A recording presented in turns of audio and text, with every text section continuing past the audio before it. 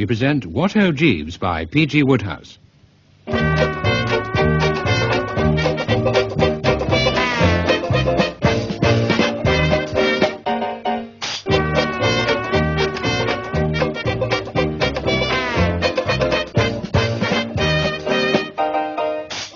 Starring Michael Hordern as Jeeves, Richard Briers as Bertie Wooster, and Clive Francis as Lord Chuffnell.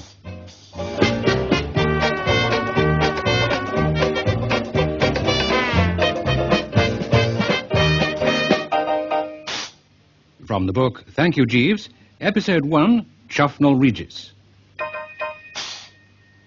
I was a shade perturbed. Nothing to signify, really, but still a spot concerned. Jeeves had just told me that Sir Roderick Glossop had called to see me earlier in the AM, and on being informed that I had not yet risen, had threatened to return later.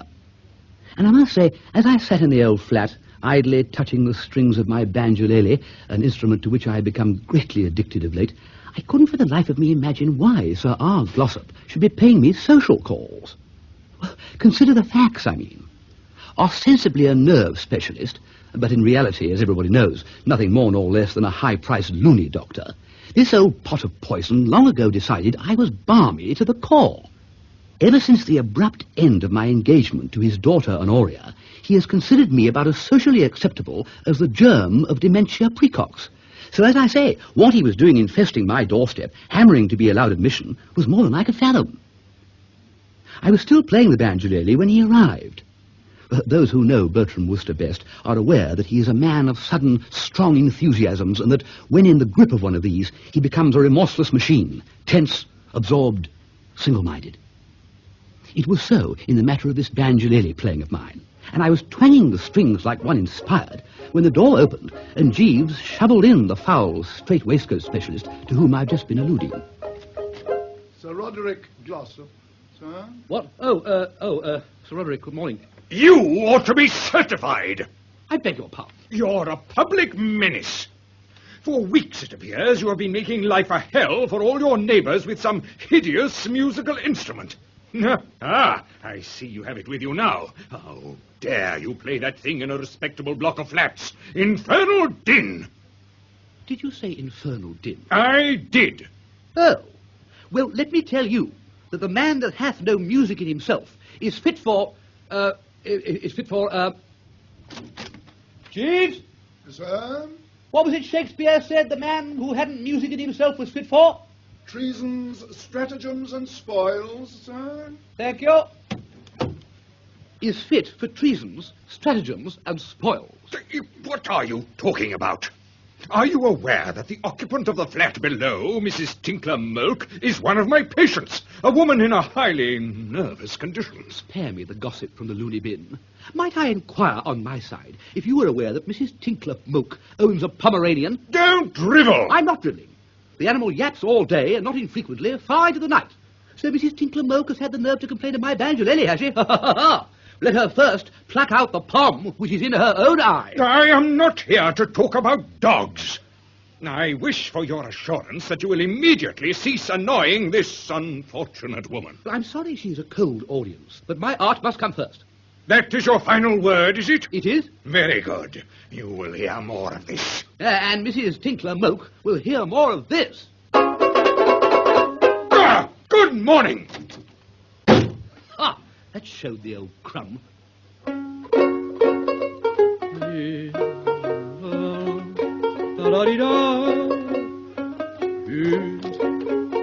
Yes, Jeeves? A letter has just been delivered, sir, from the manager of the building. Mr. Mango Hopper, you mean? Yeah, precisely, sir. Well, what did he have to say? Open it.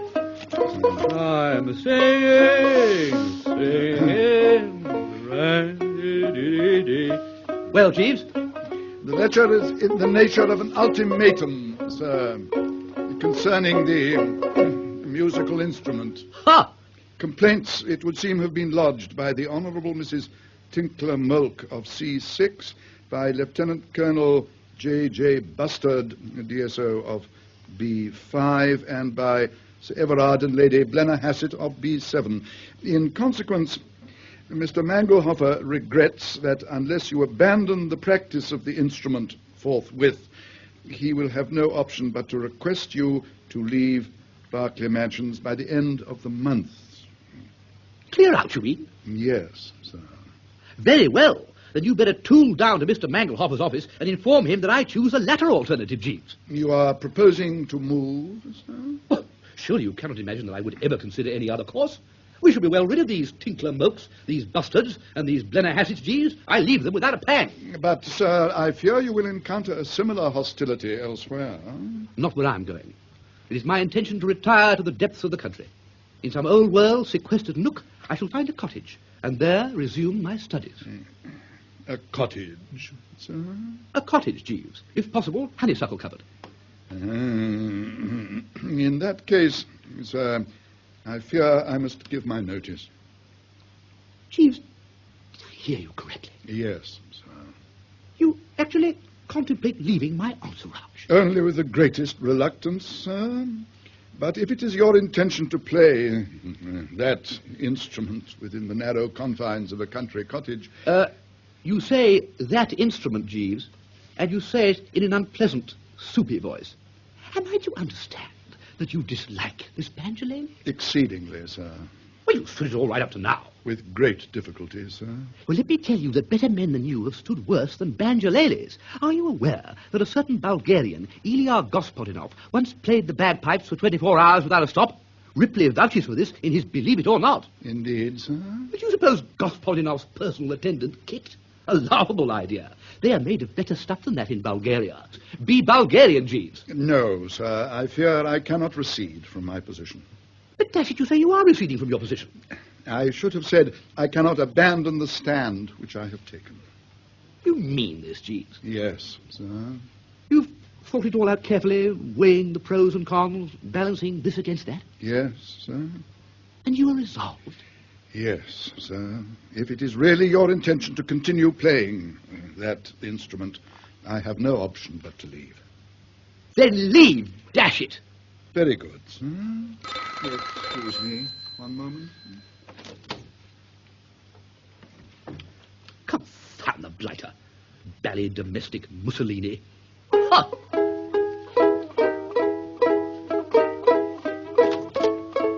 Yes, Jeeves? Lord Chuffnell, sir.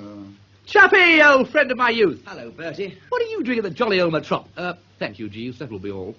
Very good, sir. I say, you're the very chap I wanted to see, Chuffy. I can put a bit of business in your way. Business? Yes. How's Chuffnell Regis these days? Well, the village, you mean? Yes. You still own it, do you? Dozens of cottages at your disposal, what? Well, yes. I'd like to rent one from you instanter.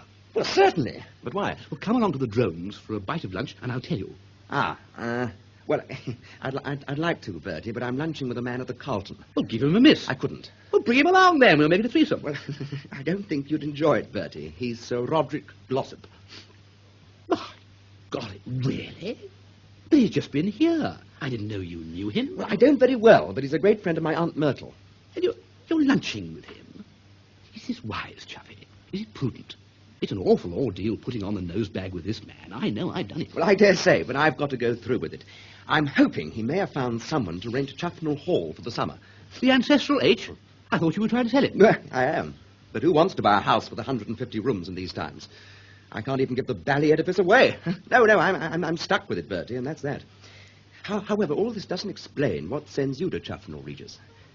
Not the prospect of hobnobbing with my Aunt Myrtle and my cousin Seabury, I take it. What? That pair of pustules?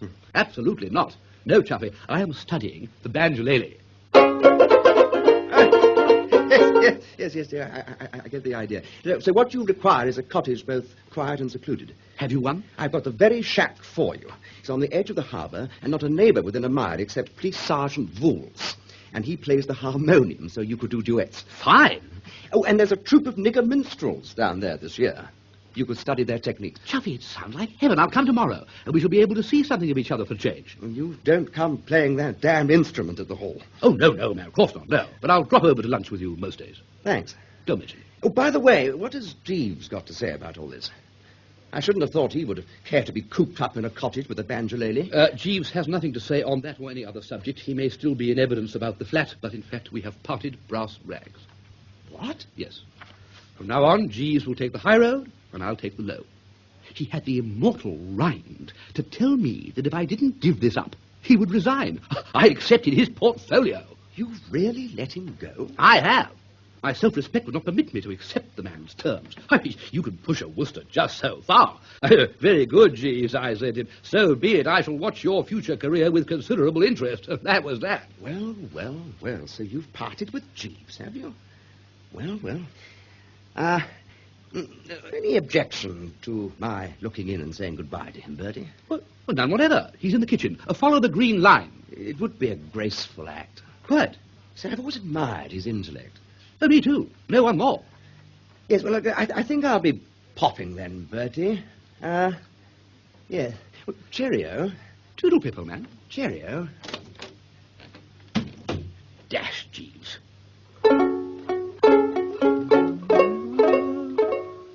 La, da, da. Oh, this is no bally good. Jeeves?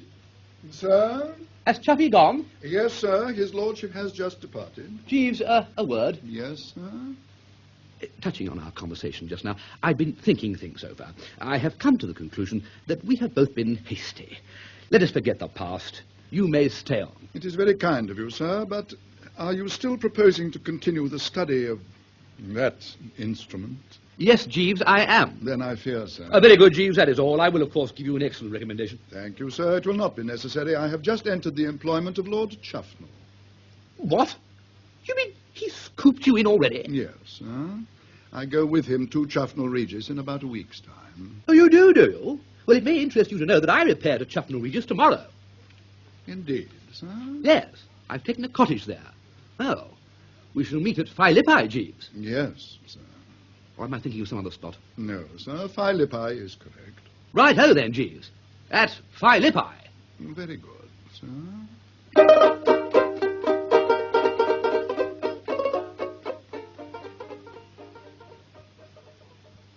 Such, then, is the sequence of events which led up to Bertram Wooster on the morning of July the 15th, standing at the door of Seaview Cottage, Chuffnell Regis, Somerset, surveying the scene before him through the aromatic haze of a meditative gasper.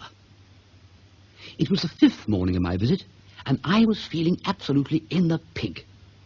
The sun was shining, the sky was blue. Brinkley, my new man, was chatting across the hedge with our neighbour, Sergeant Vooles, who seemed to have looked in with a view to selling eggs. A casual cat was sniffing at a snail on the lawn, and in the harbour beyond, a whacking great yacht had rolled up and cast anchor. London seemed miles away. Which it was, of course. Even the fact that Jeeves had gone out of my life somehow didn't matter very much. I wouldn't be exaggerating if I said a great peace enveloped the soul. And then, as so often happens on these occasions, the GP was shattered by the most frightful racket, emanating, as far as I could determine, from the old two-seater which I'd parked outside in the road. Buzzing to the gate with all possible speed, I found a small boy tooting my horn with a goodish amount of vim, and I was about to administer one on the side of the head when I recognized Chuffy's repulsive young cousin, Seabury. Hello. Your horn isn't very loud. I say, look, stop that, you little snurge. What are you doing here? You're to come to lunch. Is Chuffy back then? Yes. In that case, I'm at his service. Brinkley, I'll be out for lunch. Righto, Seabury, shift over and let me drive. So, Chuffy's back, eh? When did he return? Last night. Should we be lunching alone? No. Who's going to be there? Mother and me and some people. A party? I better go and put on another suit. No. You think this one looks all right? No, I don't. I think it looks rotten, but there isn't time. No. So you're at the hall today, are you? Mother and I are living there again. What, living there? Yes, there's a smell at the Dower House. Even though you've left it? Ha ha. You really want to know? I expect it's my mice. Your what? I've started breeding mice and puppies, and of course they nip a bit. But Mother thinks it's the drains. Can you give me 5 shillings? 5 shillings? 5 shillings. What do you mean 5 shillings? I mean 5 shillings. I dare say. What I want to know is how we suddenly got onto the subject. We were discussing mice, and you introduced this 5 shillings motif. I want 5 shillings. Admitting that you may possibly want the sum, why the dickens should I give it you? For protection. What? Protection. What from? Just protection. You don't get the 5 shillings out of me. Oh, all right. But things happen to guys that don't kick in their protection money. What the devil are you talking about? You'll see. Right, here we are. Pull up here. There's Chuffy on the steps. Hands to the left. Bye! But, Oh, hello, Bertie. Chuffy! Come on in. No, wait a minute, Chuffy. Young Blighty Seabury. What about him? What about him? Well, if you ask me, I say he's gone off his rocker. He's just been trying to touch me for 5 bob and babbling about protection. That's his latest idea. He saw a gangster film last week. You mean he's turned racketeer? Yes, it's rather amusing. See, he goes around collecting protection money from everybody according to their means. He makes a good living out of it, too. Enterprising kid. You know, I'd pay up if I were you. I have. Chuffy, Yes? what does this mean? What does what mean? This attitude of amused tolerance you're suddenly exhibiting towards this foul child and his diseased mind. This bally cheeriness. You'll be telling me next that your Aunt Myrtle has decided to remain indefinitely at the Hall, and you couldn't be more delighted. Come clean, my lad. You can't deceive me, not old Hawkeye Wooster. Something is up. What's all the ruddy happiness about? Well, can you keep a secret? No. Well, it doesn't matter, because it'll be in the Morning Post in a day or two. Bertie, I am getting Aunt Myrtle off this season. Off? You mean somebody wants to marry her? I do. Well, who is this halfwit?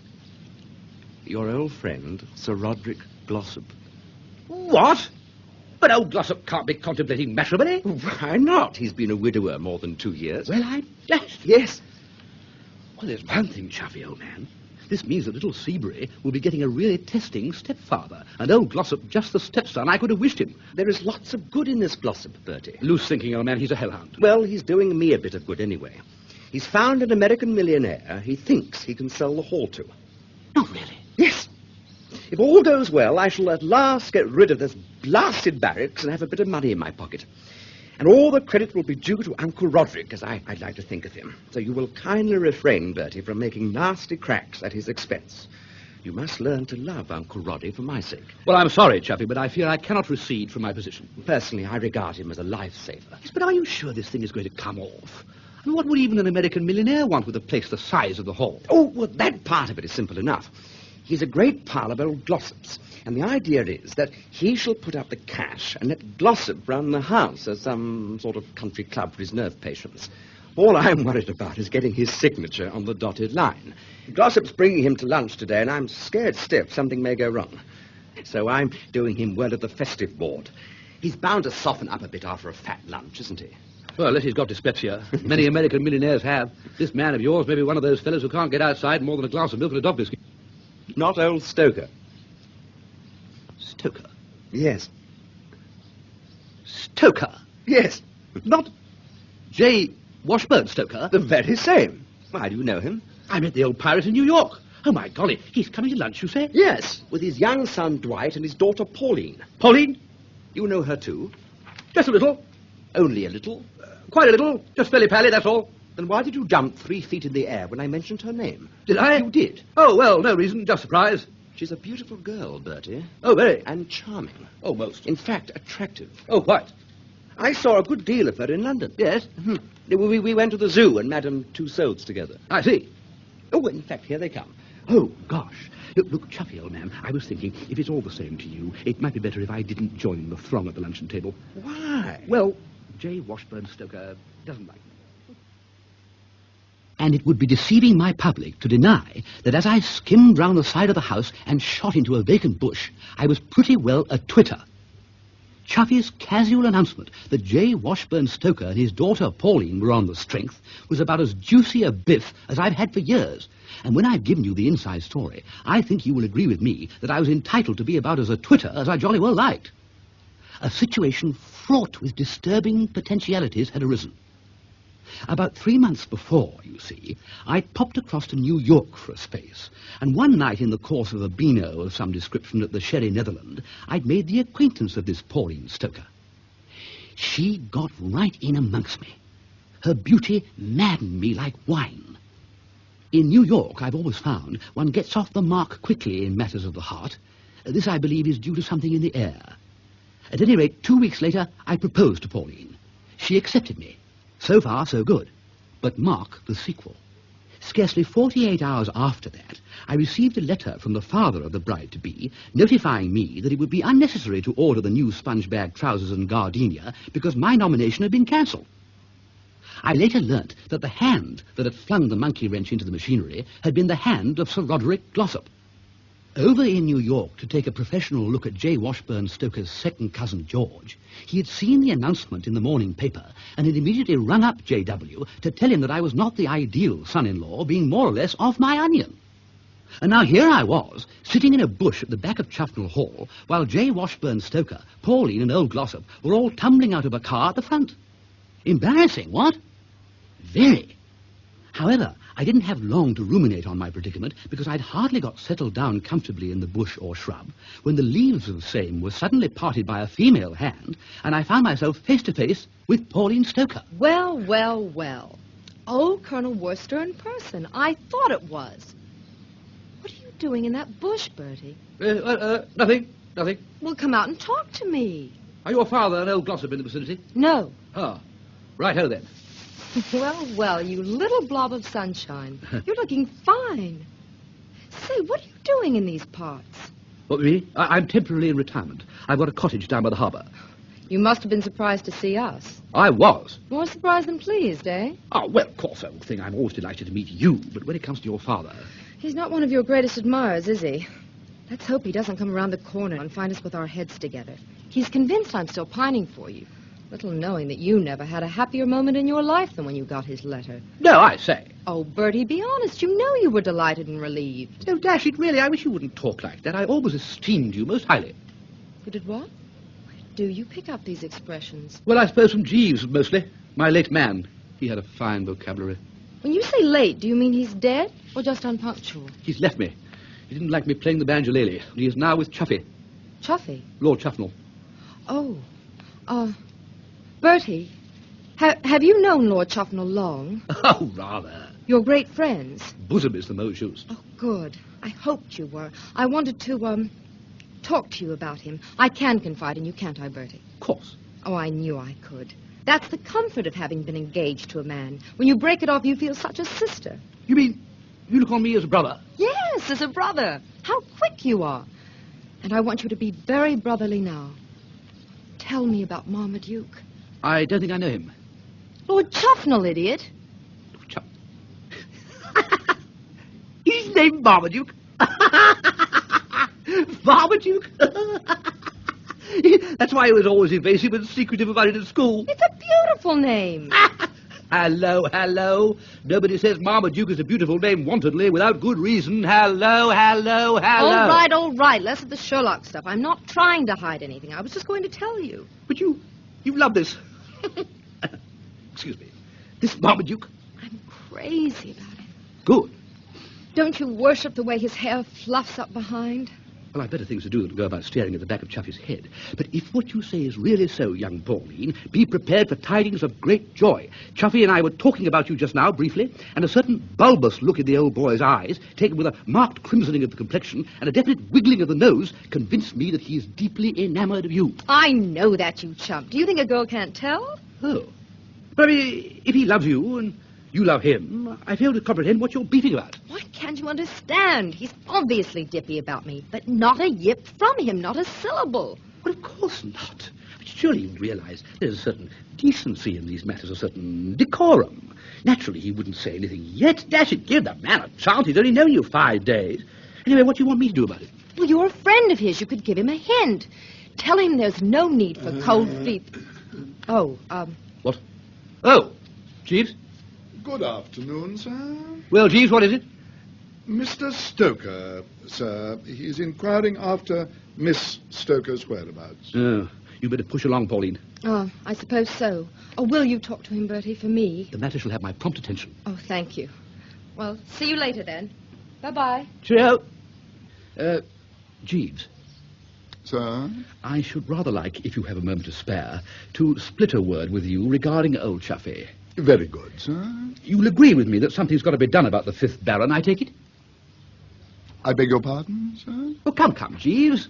A little less coyness, if you please. Am I correct in supposing, sir, that you are alluding to his lordship's feelings towards Miss Stoker? Exactly. Now, mark this, Jeeves. She, too, loves. And what's more, she detects the love light in his eyes. But what's worrying her is that he does not tell his love, but lets concealment, like what, Jeeves? A worm i' the bud, sir. Yeah, feed on his something... Damask cheek, sir. Damask? You sure? Quite sure, sir. Oh. Well, then, what on earth is it all about? I mean, he loves her, she loves him, so what's the snag? I know Chuffy, a swift performer, if ever there was one. Yet now look at him, missing on every cylinder. Why? His lordship is a gentleman of scruples, sir. He feels that, being of straitened means himself, he has not the right to propose marriage to a young lady as wealthy as Miss Stoker. But she isn't as rich as all that. Just comfortably off, I should say. No, sir. Mr. Stoker's fortune amounts to as much as $50 million. What? You're talking through your hat, Jeeves. No, sir. I understand that was the sum which he inherited recently under the will of the late Mr. George Stoker. Good Lord, Jeeves. Has second cousin George handed in his dinner pail? Yes, sir. And left all his money to old Stoker? Precisely, sir. Well, that explains everything, then. I was wondering how he managed to be going about buying vast estates. The young liner in the harbour is his, of course. Yes, sir. Well, but dash it, George must have had nearer relations. Yes, sir. I understand that he disliked them all. You know about him, then? Yes, sir. I saw a good deal of his personal attendant when we were in New York, a man named Benstead. I see. And second cousin George was potty, wasn't he? Certainly extremely eccentric, sir. Any chance of one of those other relations contesting the will? I do not imagine so, sir, but in such a case, Mr. Stoker would rely on Sir Roderick Glossop, of course, to testify that the late Mr. Stoker, while possibly somewhat individual in his habits, was nevertheless perfectly sane. The testimony of so eminent a mental specialist as Sir Roderick would be unassailable. You mean he'd say, why shouldn't a fellow walk about in his hands if he wants to, say, his shoe leather and so forth? Exactly, sir. So there's no chance of Miss Stoker ever being anything except the heiress to $50 million? Oh, virtually none, sir. And yet why, Jeeves? Why all this fuss about money? Chuffy's just being a silly ass. We must talk him out of it. Impossible, sir, I fear. His lordship has a complex. A what? A complex, sir. It seems that he once witnessed a musical comedy in which one of the dramatis personae was a certain impecunious peer, Lord Whatley, who was endeavouring to marry an American heiress. And this individual appears to have made a lasting impression on his mind. He stated to me in the most unequivocal terms that he refused to place himself in a position where comparisons might be instituted. Yes. Well, in that case, Jeeves, we must take a different line with Chuffy. Obviously, the silly fathead must be shoved over the brink. What he needs is a jolt. So do you know what I'm going to do, Jeeves? No, sir. I am going to kiss Miss Stoker and take care that Chuffy sees me do it. Really, sir, I should not advocate... Peace, Jeeves, peace. I've got the whole thing taped out. It came to me in a flash as we were talking. After lunch, you will inform Miss Stoker that I wish to see her here at this rustic bench. You will also arrange that Chuffy follows her. Waiting till I see the whites of his eyes, I shall fold her in a close embrace. If that doesn't work, nothing will. I consider that you will be taking a decided risk, sir.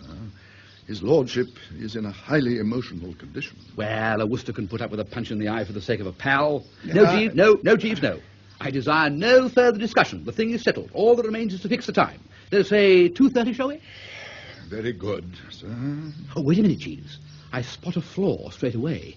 They will arrive together. No, sir. I can easily detain his lordship for a moment on some matter. Such as?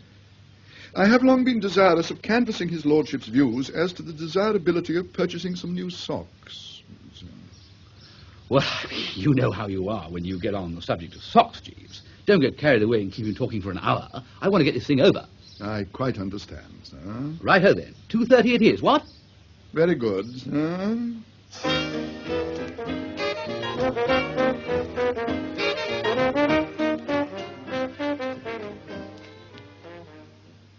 You can count on Jeeves. At 2:30 precisely, I observed a gleam of white among the bushes, accompanied by a girl's voice tra-lying like Billy-O, and the next moment, Pauline Stoker was in my midst, looking more beautiful than ever, too. Nevertheless, I don't mind admitting I wasn't feeling as yeasty as I would have liked at this juncture. What with having to go without lunch, and knowing that in 5 minutes' time I would probably be nursing a black eye or a swollen beezer, I was, not to beat about the bee, a good deal worked up. Taut, if you know what I mean. On edge. Tense. Pauline had grabbed my arm and was beginning to make some species of communication, but I heard her not. For at this point, I caught sight of Chuffy's hat over a shrub and knew that the moment had come to act. Folding the girl in my arms, I got home on her right eyebrow. It wasn't one of my best, I will admit, but it was a kiss within the meaning of the act, and I fancied that it ought to produce results. And so, no doubt, it would have done, had the fellow under the Homburg hat, who now entered stage left, been Chuffy. But it wasn't. It was old Pop Stoker. Say what you like against civilization, it comes in dashed handy in a crisis like this. There was just one instant when his foot twitched, and it seemed as if what you might call the primitive J. Washburn Stoker was about to find self-expression. But then, civilization prevailed, and pausing only to make a noise like a pig swallowing half a cabbage, he collected Pauline and left me alone, at liberty to think the thing over. Or rather, not quite alone, because suddenly Chuffy bounded into my little sylvan glade, looking noticeably pop-eyed. Look here, Bertie, now, what's all this I hear from Sir Roderick? What's all what you hear, old man? Why didn't you tell me you'd been engaged to Pauline Stoker? I fail to understand you, Chuffnell. Do you expect me to send you a postcard? Well, you could have told me this morning. I saw no reason to do so. And anyhow, the entire binge only lasted 48 hours from kick-off to finish. Glossop himself saw to that. Now, you swear that? Certainly. Only 48 hours? Less. And there's nothing between you now? Nothing. You're sure? Nothing whatever. So charge in, Chuffy, old man. Follow the dictates of the old heart and fear nothing. The girl is potty about you. Who told you that? She did. Herself? In person? Well, she does really love me? Passionately, I gathered. Well, this has certainly put the butter on the spinach. I feel a new man. Look, I'm awfully sorry if I appeared a bit rattled just now, Bertie, but see, when a fellow's just got engaged to a girl, it's rather a jar to find that she was engaged to somebody else about 2 months before. Are you engaged? Since when? Since about 10 minutes ago. But how about Watley? Who told you about Watley? Jeeves. Well, Jeeves talks far too much. As a matter of fact, Watley didn't enter into the matter at all. Immediately before I fixed things up with Pauline, old Stoker told me he had decided to buy the house. Really? I think it was the port that did it. I lushed him up on the last of the 85. You couldn't have done a wiser thing. Your own idea? No, Jeeves's. Ah, Jeeves is a wonder. A marvel. What a brain. Size 9 1/4, I should say. He eats a lot of fish, you know. What a pity he has no ear for music. Never mind. Well, this is fine, Chuffy. I hope you'll be very, very happy. I can honestly say that I always looked on Pauline as one of the nicest girls I was ever engaged to. I wish you would stop harping on that engagement, Bertie. Quite. I'm trying to forget you ever were engaged to her. Quite. Yes, well, all right, then. Look, I'd better be getting along. I suppose Stoker will want to talk to me about buying the house. Are you coming? No, thanks, Chuffy, old man. No, I'm not so dashed keen on mingling with your little troupe. I could stand your Aunt Myrtle. I could even stand little Seabury, but add Stoker and Glossop, and the going becomes too sticky for Bertram. I shall take a saunter about the estate until tea time. Then I shall call in on Jeeves for a nice hot cup and a slab of toast. In fact, Jeeves, even muffins would scarcely be out of place on an occasion like this. You heard about Stoker promising to buy the house? Yes, sir. And the engagement? Yes, sir. I suppose old Chuffy is feeling great. Not altogether, sir. Eh? No, sir. I regret to say that there has been something in the nature of a hitch. What? They can't have quarrelled already. No, sir. His lordship's relations with Miss Stoker continue uniformly cordial. It is with Mr. Stoker that he is on distant terms. Oh, my God, what happened? The origin of the trouble was a physical contest between Master Seabury, sir, and Master Dwight Stoker, who, if you recollect, was also a member of the luncheon party. Oh, Dwight, yes. Yes, sir. It appears that from their initial meeting there was a lack of perfect sympathy between the young gentlemen, sir, and this came to a head some 40 minutes after the conclusion of the meal. They had gone off together to the small morning room, and there, it appears, Master Seabury endeavoured to exact from Master Dwight the sum of 1 shilling and 6pence for what he termed protection. Oh, golly. Yes, sir. Master Dwight, I gather, declined in a somewhat high-spirited manner to kick in, as I believe the expression is, and one word led to another, with the result that at about 3:30, sounds indicative of a brawl were heard proceeding from the morning room, and the senior members of the party repairing thither discovered Master Dwight seated on Master Seabury's chest, bumping his head on the carpet. Gosh, Jeeves. Yes, sir. And then? The action became, as it were, general, sir. But the old brigade lent a hand? Yes, sir. The initiative being taken by the Dowager Lady Chuffnell. On witnessing the position of affairs, her ladyship uttered a sharp cry and struck Master Dwight with considerable force on the right ear. Upon which, of course... Precisely, sir. Mr. Stoker, espousing the cause of his son, aimed a powerful kick at Master Seabury. And got him, Jeeves. Tell me he got him. Yes, sir. Master Seabury was rising at the moment, and his attitude was exceptionally well adapted for the receipt of such an attack. The next moment, a heated altercation had broken out between her ladyship and Mr. Stoker. Her ladyship called to Sir Roderick for support, and he, somewhat reluctantly, it appeared to me, proceeded to take Mr. Stoker to task for the assault. High words ensued, and the upshot of it was that Mr. Stoker, with a good deal of warmth, informed Sir Roderick that if he supposed that he, Mr. Stoker, intended to purchase Chuffnell Hall after what had occurred, he, Sir Roderick, was in grave error. Well, get it over with, Jeeves. I can see what's coming. Oh, thanks. Yes, sir. I agree with you that the whole affair has something of the dark inevitability of Greek tragedy. Upon this, his lordship urged Mr. Stoker to disclaim those words, and, such disclaimer not being immediately forthcoming, his lordship, I regret to say, became somewhat unguarded in his speech. Chuffy ticks Stoker off. With considerable vigour, sir, stating in an extremely candid manner his opinion of the latter's character, commercial probity, and even appearance. Oh, that must have put the lid on it. It did appear to create a certain coldness, sir. And then? That terminated the distressing scene, sir. Mr. Stoker returned to his yacht with Miss Stoker and Master Dwight. Sir Roderick has gone to secure accommodation for himself at the local inn.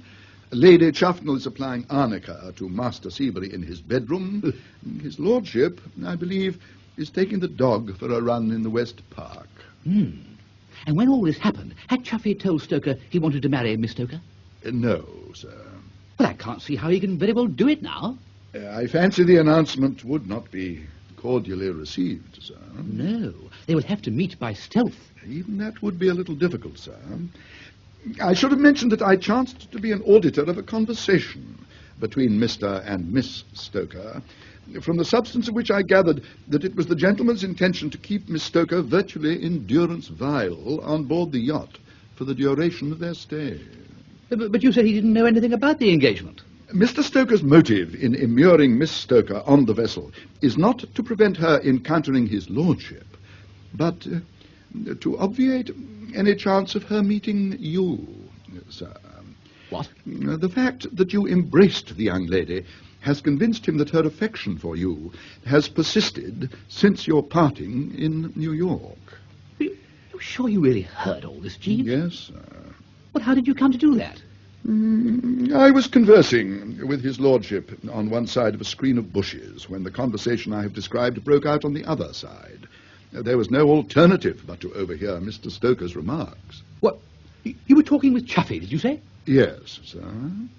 And he heard all that too? Yes, sir. About me kissing Miss Stoker? Yes, sir. Well, did it seem to stir him up? Yes, sir. What did he say? He mentioned something about scooping out your insides, sir. Jeeves, this calls for careful thought. Advise me. Oh, well, sir, now I would suggest that you do not immediately return to your cottage, where I believe his lordship intends to visit you after walking the dog, but rather spend the next few hours elsewhere. A good ruse, Jeeves. I shall go to Bristol for the evening. I feel a need for the lights and the wine anyhow. Very good, sir. And you think Chuffy will have cooled down by tomorrow? In all probability, sir. But should his lordship refer to the incident again, I think it might be judicious if you were to attempt to persuade him that the spirit in which you embraced Miss Stoker was a purely brotherly one. Brotherly? Brotherly? You think I could get away with that? I fancy so, sir. Ah, right-ho, Jeeves. If you say so. Well, thank you very much, sir.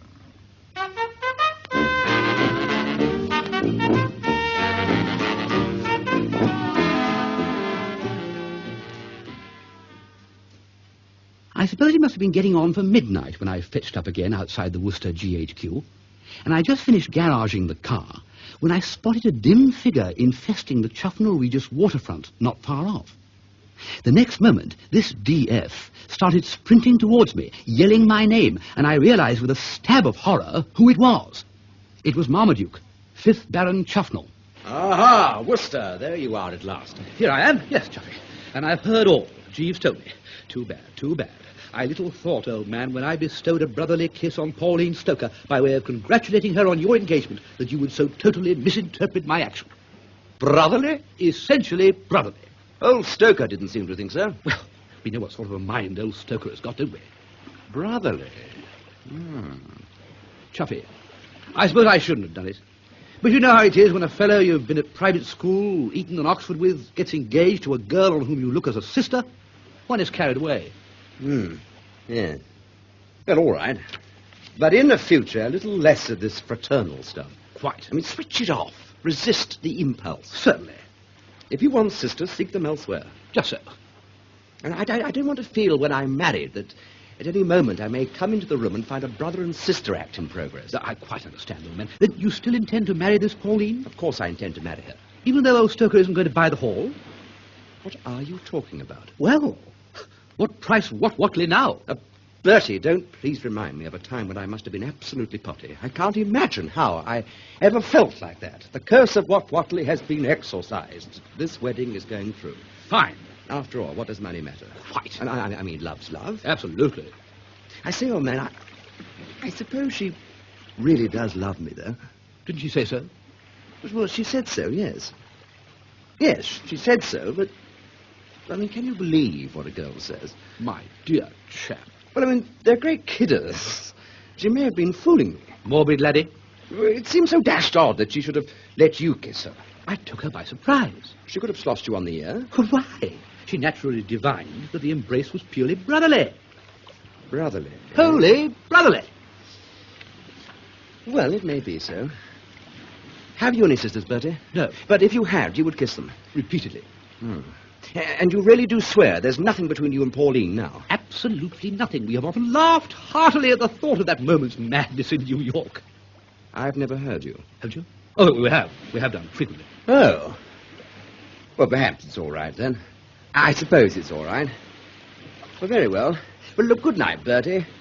I'll just be getting on with keeping a silent vigil beneath her window all night. What? Are you going to stay out here all night on the quayside? The girl I love is incarcerated in that bally yacht. I shall naturally keep watch over her. Oh, quite. How long have you been here? About 10 minutes. Well, good night, Bertie. A walk round the harbour is indicated. Good night, old man. Good night. Oh.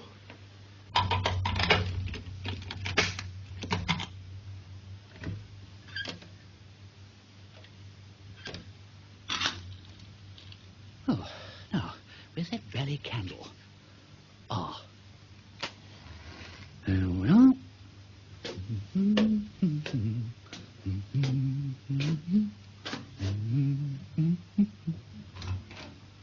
Oh, my golly! Who's that in my bed? It's all right, Bertie. It's only me.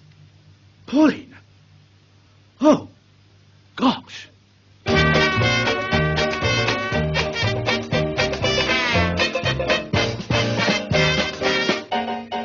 that episode, the parts were played as follows. Jeeves, Michael Hordern, Bertie, Richard Briers, Lord Chuffnell, Clive Francis, Pauline Stoker, Connie Booth, Sir Roderick Glossop, John Graham, Seabury, Joe Manning Wilson. The banjolele was played by Billy Bell. The episode was adapted for radio by Chris Miller from the book Thank You, Jeeves, by P.G. Wodehouse.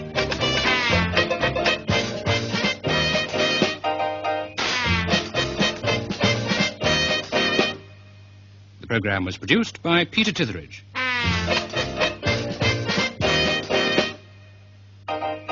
we present What Ho Jeeves by P.G. Wodehouse.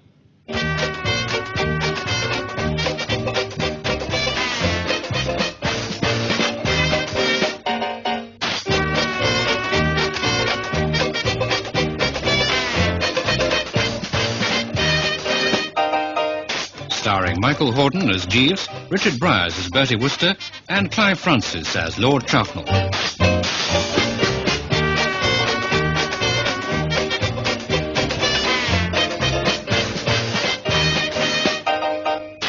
From the book Thank You, Jeeves, Episode 2, Sinister Behaviour of a Yacht Owner. It has been well said of Bertram Wooster that he is a man who is at all times glad to see his friends and can be relied upon to greet them with a cheery smile and a gay quip. But I do make one proviso, viz., that the conditions be right. And when I walked into the bedroom of my Chuffnell Regis cottage just after midnight and found that the contents of the bed, reading from left to right, were Pauline Stoker in my heliotrope pyjamas with the old gold stripe, the conditions, whatever else they were most emphatically not right. For I knew that prowling along the quayside, not a quarter of a mile from my front door, was Pauline's fiancé, Marmaduke, 5th Baron Chuffnell. This Chuffnell, I should perhaps explain, had only that afternoon, on hearing that I had kissed the above Pauline, expressed the intentions of scooping out my insides and scattering them to the four winds. So you'll understand why, as I spotted the young Beazle nestling there in my slumberware, I uttered a startled yip, dropped my candle, and leapt a liberal inch and a half from terra firma. It was as if I'd been spiked in the trousering with a gimlet or bodkin. What are you doing here? It's all right. All right? Quite all right. Oh, it's all right, is it? Ah! Don't make such a noise. There's a corpse on the floor. There isn't. I should have noticed it. There is, I tell you. I was groping about with a candle, and my fingers touched something cold and still and clammy. Oh, that's my swimming suit. Your swimming suit? Do you think I came here by airplane? You swam here from your father's yacht? Yes. He was keeping me prisoner on board, so I escaped. But why? Why have you come here? I mean, what is this all about? Oh, that's better. You know, Bertie, steps should be taken about you. Eh? You ought to be in some sort of a home. I am. My own. The point I wish to thrash out is, what are you doing in it? What on earth did you want to kiss me like that for in front of Father this afternoon? It was just plain straight goofiness. I told you he thinks I'm still pining for you. Now you've given him the perfect excuse for locking me up. You're the one who ought to be locked up. So Roderick Glossop's quite right. Why are you still at large? You must have a pull of some kind. The incident to which you allude is readily explained. When I kissed you this afternoon, I thought it was Chuffy behind the bush, not your bally father. I don't understand. If I remember correctly, young P. Stoker, you requested me before lunch to give Chuffy a push in the direction of proposing to you. The idea of the embrace, therefore, was to make him feel, on seeing it, that if he didn't get into action eftsoons all right speedily, he might lose you.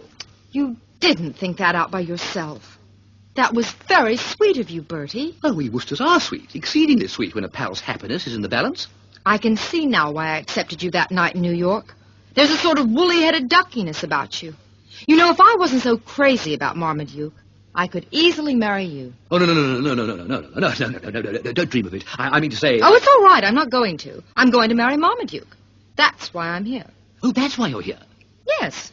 I wanted somewhere to lie low till I could get some clothes. I mean, I couldn't go up to the hall in a swimming suit, could I? I suppose not. So you swam ashore to get to Chuffy? Of course. And you didn't see him? See him? He's up at the hall, isn't he? Oh, yes, absolutely. At the hall, definitely, quite. Yes. When did you swim over? About half an hour ago. I see. Why? I told you, to see Marmaduke. This evening, your man Jeeves was saying... My late man. If you remember, he resigned his portfolio last week. All right, your late man. Your late man Jeeves arrived with an early letter from Marmaduke. Oh, boy, was that a letter. I cried 6 pints when I read it. It throbbed with poetry. I felt I couldn't wait another day without seeing him. What was that poem about a woman wailing for her demon lover? A woman wailing for... there you have me. No, Jeeves would know. Well, that's what I felt like. And talking of Jeeves, what a man. Sympathy. He drips with it. Oh, you confided in Jeeves? Oh, yes. And told him what I was going to do. And he didn't try to stop you? Stop me? He was all for it. Oh, he was he? You should have seen him. Such a kind smile. He said you'd be delighted to help me. He did he? Oh, yes. And he lowered me from the side of the boat by a rope, too. I couldn't dive, you see, because of the splash. So, my man, my late man, whom I have nurtured in my bosom for years and years, a fellow I have always looked on more as some sort of an uncle than a personal attendant, has got nothing better to do of an evening than fill my bedroom with girls. Bertie, are you annoyed? Annoyed? Well, you sound annoyed. I can't see why. I should have thought you would have been only too glad of the chance of helping me get to the man I love. Aren't you? Oh, quite. But what you and this Jeeves of yours have omitted to take into your calculations is that I have a reputation to keep up, an unspotted name to maintain in its pristine purity. This cannot be done by entertaining girls who arrive in the middle of the night without so much as a buy your leave and coolly pinch your heliotrope pyjamas. I am a reputable bachelor, young Pauline, who has never had his license so much as endorsed. What are people going to say when they find you here? No one is going to find me here. Jesus, hope not. What about Brinkley, eh? Brinkley? Who's Brinkley? My man. Your late man? My new man. At 9 tomorrow morning, he will bring me tea. Well, you like that. He will bring it to this room. He will approach the bed. He will place it on the table. What on earth for? To facilitate my getting at the cup and sipping. Oh, you mean he'll put the tea on the table? You said he'd put the bed on the table. I never said anything of the sort. Well, you did, distinctly. My dear child, I must really ask you to use your intelligence. Brinkley is not a juggler. He is a well-trained gentleman's gentleman, and would consider it a liberty to put beds on tables. And why should he put beds on tables? The idea would never occur to him. I mean, he... Wait a minute, Bertie. Stop. You keep babbling about Brinkley, but there isn't a Brinkley. There is a Brinkley. One Brinkley. And one Brinkley coming into this room at 9 o'clock tomorrow morning and finding you in that bed will be enough to start a scandal which will stagger humanity. I mean, he can't be in the house. Of course he's in the house. Well, then he must be deaf. I made enough noise getting in to wake 6 gentlemen's gentlemen, apart from smashing a window at the back. You smashed a window? I had to, or I wouldn't have got in. It was the window of some sort of bedroom on the ground floor. But dash it, that's Brinkley's bedroom. Well, he wasn't in it. Well, why on earth not? I told Jeeves to tell him he could have the evening off, not the night. I can see what's happened. He's away on a toot somewhere and won't be back for days. Father had a man who did that once.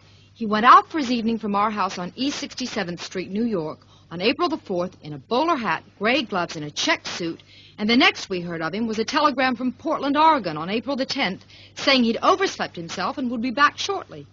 Well, that's what your Brinkley must have done. Well, let us hope so, because otherwise...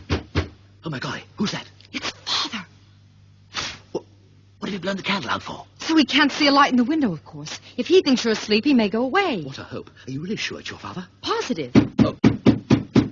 Well, that sounds like him, doesn't it? It does, yes. Oh, gosh. Well, I suppose you'd better go down, Bertie. I suppose so. Or shall we pour water on him from the staircase window? What? Don't dream of it. Dismiss the project utterly and absolutely from your mind. Why? Why? A dry J. Washburn Stoker seeking an errant daughter is bad enough. A J. Washburn Stoker stimulated to additional acerbity by a jugful of H2O on the bean, I positively decline to contemplate. I'll have to see him. Well, be careful. How do you mean, careful? Oh, just careful. Still, of course, he may not have a gun. What exactly would you say the odds were for and against? I'm not sure. I'm trying to remember if Father is a Southerner or not. A what? I know he was born at a place called Carterville, but I can't recollect if it was Carterville, Kentucky, or Carterville, Massachusetts. What the biggest difference does it make? Well, if you smirch the honor of a Southerner's family, he's apt to shoot. Would your father consider it smirch the family honor your being here? Bound to, I should think. Yes, I tend to agree. In fact, I think a purist might consider the smirching pretty good. Dash it. Well, wherever this ghastly parent of yours was born, I shall have to go down and talk to him. That door will be splitting asunder soon. Is there anywhere I can hide? No. Why not? Well, I don't know why not. They don't build these country cottages with secret rooms and underground passages. When you hear me open the front door, just stop breathing. Do you want me to suffocate? I would prefer not to answer that question. Now be quiet. I'm going down. Oh, my golly. Wait a minute. Hello? Yes? Taking your time, haven't you? What's the matter with you, young man? Deaf or something? Oh, frightfully sorry. I thought you were someone else, don't you know? Oh, beg your pardon, sir. I thought you was the young man Brinkley. Oh, Brinkley.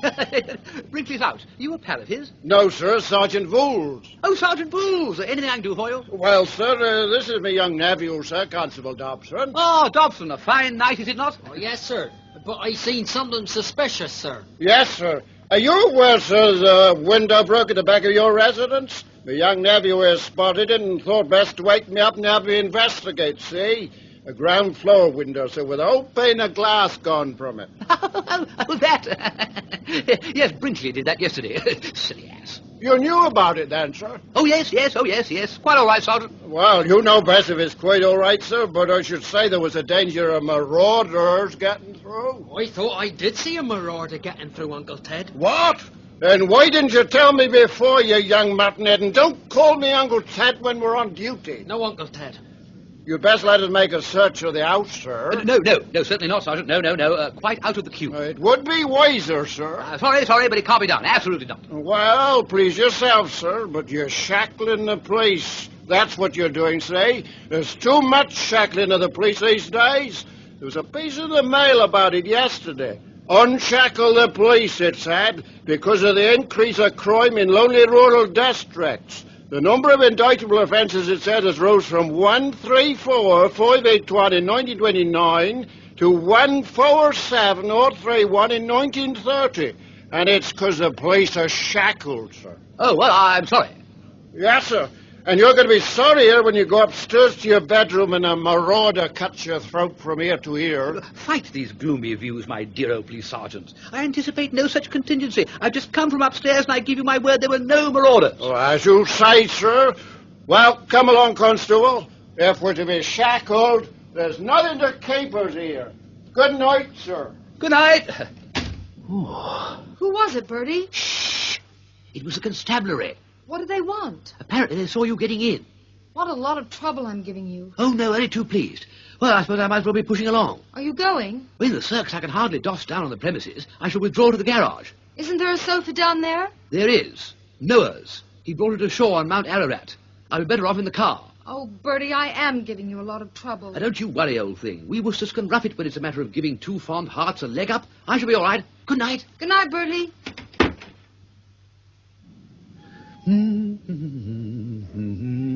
Doctor! Constable Dobson.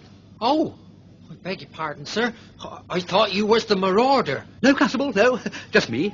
It's quite all right. I'm just going for a stroll. Oh, I understand, sir. A breath of air. You've put it in a nutshell. A breath, as you astutely observe, of air. The house is quite close. Yes, sir. Just over there. I mean stuffy. Oh, yes, sir. Well, good night, sir. Ta-ra, Constable.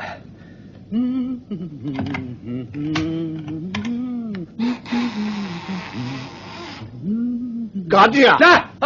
Come on out of that garage, you. What? Oh, Sergeant Bowles. Is that you, sir? It is. Sorry to have disturbed you, sir. Can't say it occurred to me you might be in here. No, I thought I'd try and get a bit of sleep in the old two-seater, Sergeant. Yes, sir. Yes, such a warm night, what? Yes, sir. Oh, yes, I often park myself in the car in the summertime. Oh, indeed, sir. Yes, oh, yes.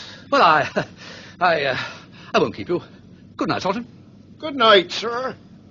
Good night. Oh.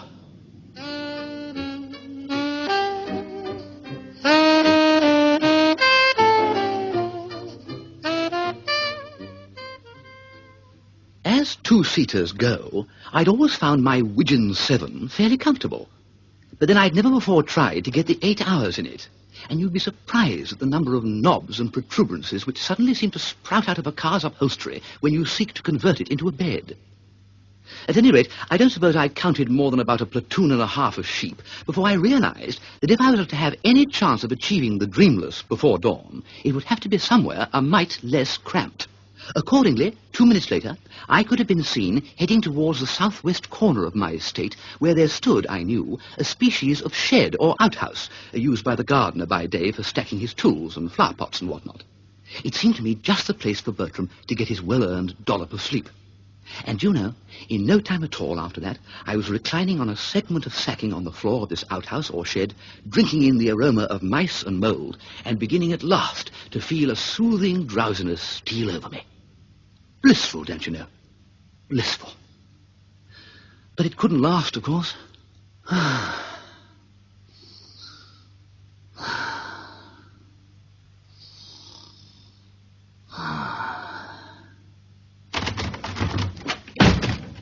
I told you there was someone, Uncle Ted. Tracked him like a leopard, I did. Don't call me Uncle Ted on duty. And I tracked him as much like a leopard as you did, see?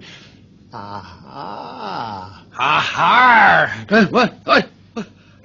What is it now? Is that you again, sir? Yes, it is, dash it. What, may I ask, is the meaning of this incessant chivying, Sergeant? Sleep under these conditions becomes impossible. Well, I'm very sorry, sir. Never occurred to me it could be you. And why not? Well, sleeping in a shed? You do not dispute the fact that it is my shed. No, sir, but it seems sort of funny. I see nothing funny in it whatsoever. Uncle Ted means odd, sir. Not so much what Uncle Ted means, and don't call me Uncle Ted, say. What it seemed to us, sir, was peculiar. I cannot subscribe to your opinion, Sergeant. I have a perfect right, have I not, to sleep where I please? Yes, sir. Exactly. It might be the coal cellar, it might be the front door steps. It happens to be this shed. I will now thank you, Sergeant, to withdraw. At this rate, I shan't drop off till daybreak. Are you intending to remain here the rest of the night, sir? Certainly, why not? Well, I suppose there's no reason why you shouldn't if you want to, sir, but it seems, well... Odd. Peculiar? It seems peculiar, see, having a bed of your own, sir, if I might say so. Does it? Well, it so happens that I hate beds. Can't stand them. Never could. Very good, sir. Quite a warm day today, sir, wasn't it? Quite. My young nephew here pretty near got a touch of the sun, didn't you, Constable? Made him come over all funny. Indeed. Yes, sir. Sort of seemed to addle the brain. Yes. Well, you must give me all the family medical gossip another day, Sergeant. At the moment, I wish to be alone. Yes, sir. Good night, sir. Good night, Sergeant. Here, if I might ask the question, sir, do you feel a sort of burning feeling about the temples? I beg your pardon? Does your head throb, sir? It's beginning to. Ah. Well, good night, sir, again. Good night, Sergeant. Good night, sir. Good night, Constable. Good night, sir. Good night. Ooh. Now, perhaps I can get some sleep. Perhaps. Ooh. Ooh.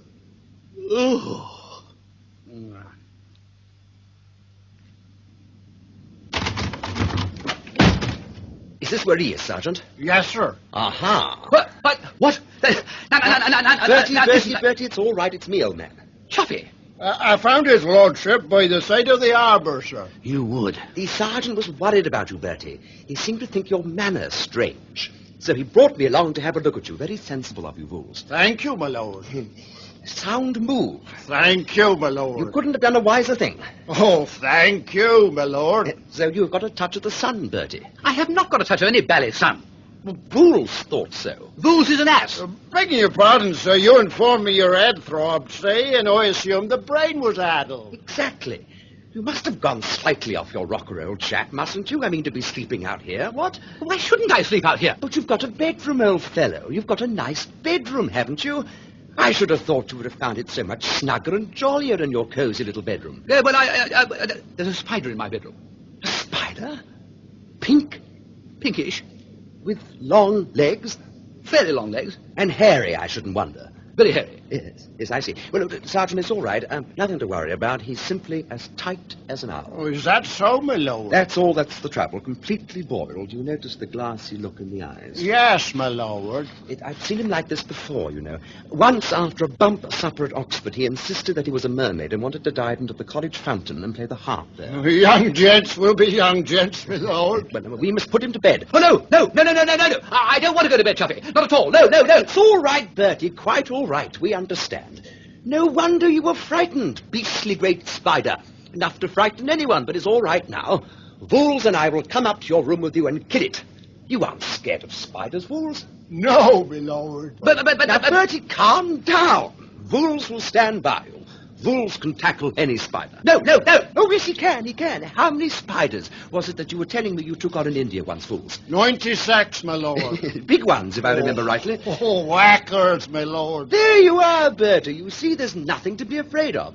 Rightio, Sergeant. Now, you take his feet, and I'll take the other end. No, Chuffy, wait. I don't want to go to bed. It's all right, Bertie. Now, Sergeant, we ready? 1, 2, 3... Up! No, what are you doing? No, Chuffy, put me down. Put me down. No, Chuffy, please. I want to sleep here. Don't go near my room. I hate my room. I don't like it. No, Chuffy, please, put me down.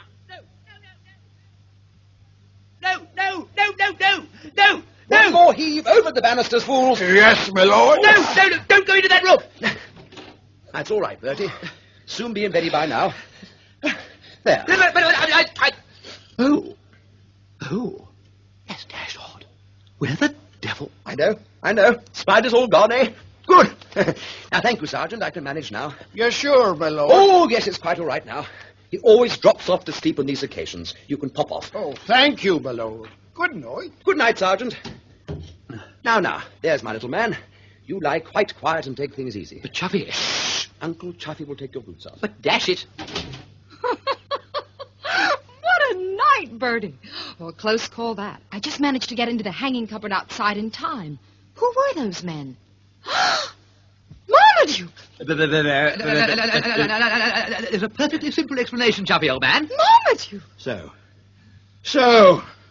What do you mean, so? Why are you looking like that?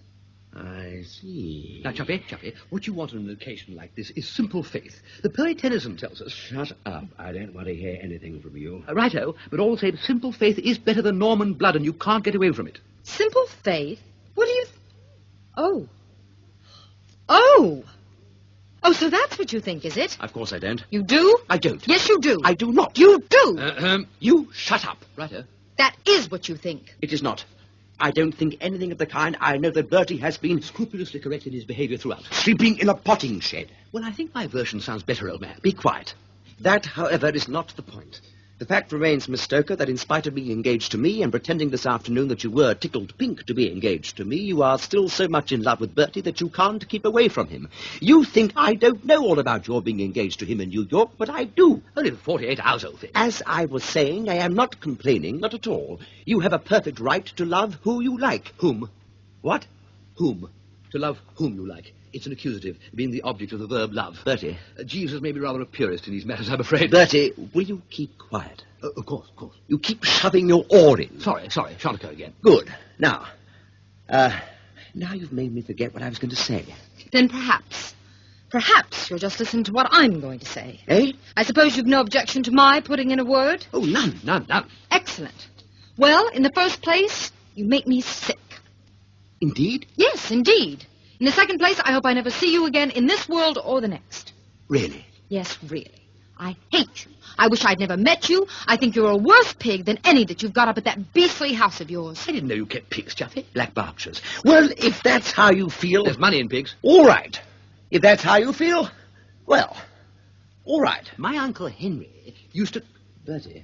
Hello? I don't want to hear about your Uncle Henry. I'm not interested in your Uncle Henry. It'll be all right with me if your damn Uncle Henry trips over his feet and breaks his blasted neck. Too late, old man. Passed away 3 years ago. Pneumonia. I was only saying he kept pigs. Made a good thing out of them, too. Will you stop? Yes, and will you? Are you going to spend the night here? I wish you would leave off talking and go. That is precisely what I intend to do. Good night. Watch your head. Ow! Ooh! Blast! Ah! Damn! Are you hurt? Yes! Good. Warthog! Right, push off, Bertie. What? Push off. I want to change. Change what? Put on my swimming suit. I'm going back to the yacht. You're not. I am? But I wanted to talk about Chuffy. I never wish to hear his name mentioned again. Oh, come. I don't follow you. Well, when I say, oh, come, I mean, surely you don't intend to give the poor blighter the permanent heir on account of a trifling lover's tiff. Would you mind repeating that? Just the last 3 words. Trifling lover's tiff. I wasn't sure I'd caught them correctly. But dash it, aren't you being a bit hard on Chuffy? It must have been a bit of a shock for the poor fish, after all, barging in and finding you here. Bertie, Hello? ever been hit over the head with a chair? No? You soon may be. Righto. Well, if you won't go, I shall have to change downstairs. Now, wait a minute. You're not really going to swim home, are you? Well, there's nothing to keep me here now, is there? No, but a midnight swim, you're going to find it pretty cold. And wet? I don't care. But... Good night, Bertie. And with that, she biffed off, leaving me, I cannot deny, prey to the gloomiest emotions. I don't mind admitting my heart ached for her. It ached for Chuffy, too, of course. Ached for them both, about sums it up. I mean to say, consider the facts. 2 thoroughly sound eggs, one of which I'd been at school in Oxford with, had gone to the mat together, and having chewed holes in one another, had parted in anger, never, according to present schedule, to meet again. Pitiful. Rotten. No good to man or bee. And yet, there it was. The whole binge was irrevocably off. Well, there's only one thing for the sympathetic bystander to do on these occasions, and after about 10 minutes sitting on the bed feeling sandbagged, I realized what it was. I got up and ankled downstairs. The whiskey bottle was in the cupboard. So was the siphon. So was the glass.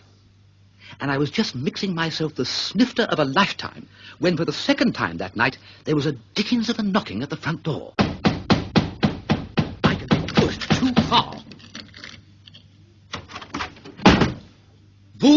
Enough is enough. This police persecution must stop. It is monstrous and uncalled for. We are not in Russia, Vools. There are such things I would have you remember as strong letters to the Times. What the blazes are you talking about, Wooster? Oh, my golly, Mrs. Stoker. Precisely. Now then, where's my daughter? Your daughter, Pauline? That's the daughter I mean. And you asked me where this daughter is? I know where she is. Then why did you ask? She's here. Come in. Don't you try to be funny with me. She is in this house. Oh, really? What makes you think that? I'll tell you. I went to her stateroom half an hour ago and it was empty. Why on earth do you suppose she's come here? Because I know she's infatuated with you. Not at all. She regards me as a sister. Eh? I'm going to search this house. Charge right ahead. I will!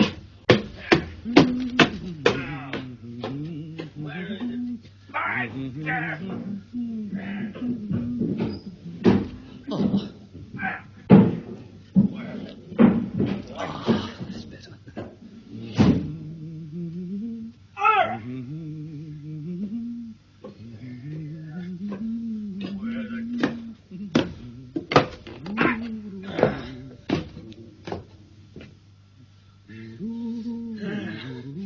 Mr. Wooster, I owe you an apology. Don't give it a thought, Stoker. I took it for granted when I found Pauline had disappeared. Please dismiss the whole thing from your mind, Stoker. Might have happened to anybody. False on both sides and so forth. You'll have a certain something before you go? No, thanks.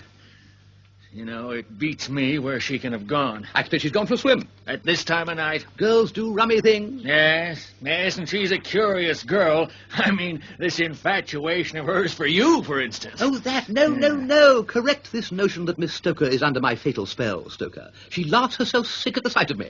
I didn't get that impression this afternoon. That was just brother and sister stuff. It shan't occur again. It had better not. Well, I won't keep you up, Mr. Wooster. I apologize again for making a damn fool of myself. Not at all. I wish I had a quid for every time I've made a darn fool of myself, what? Eh? Yes, well, good night. Good night, Mr. Wooster.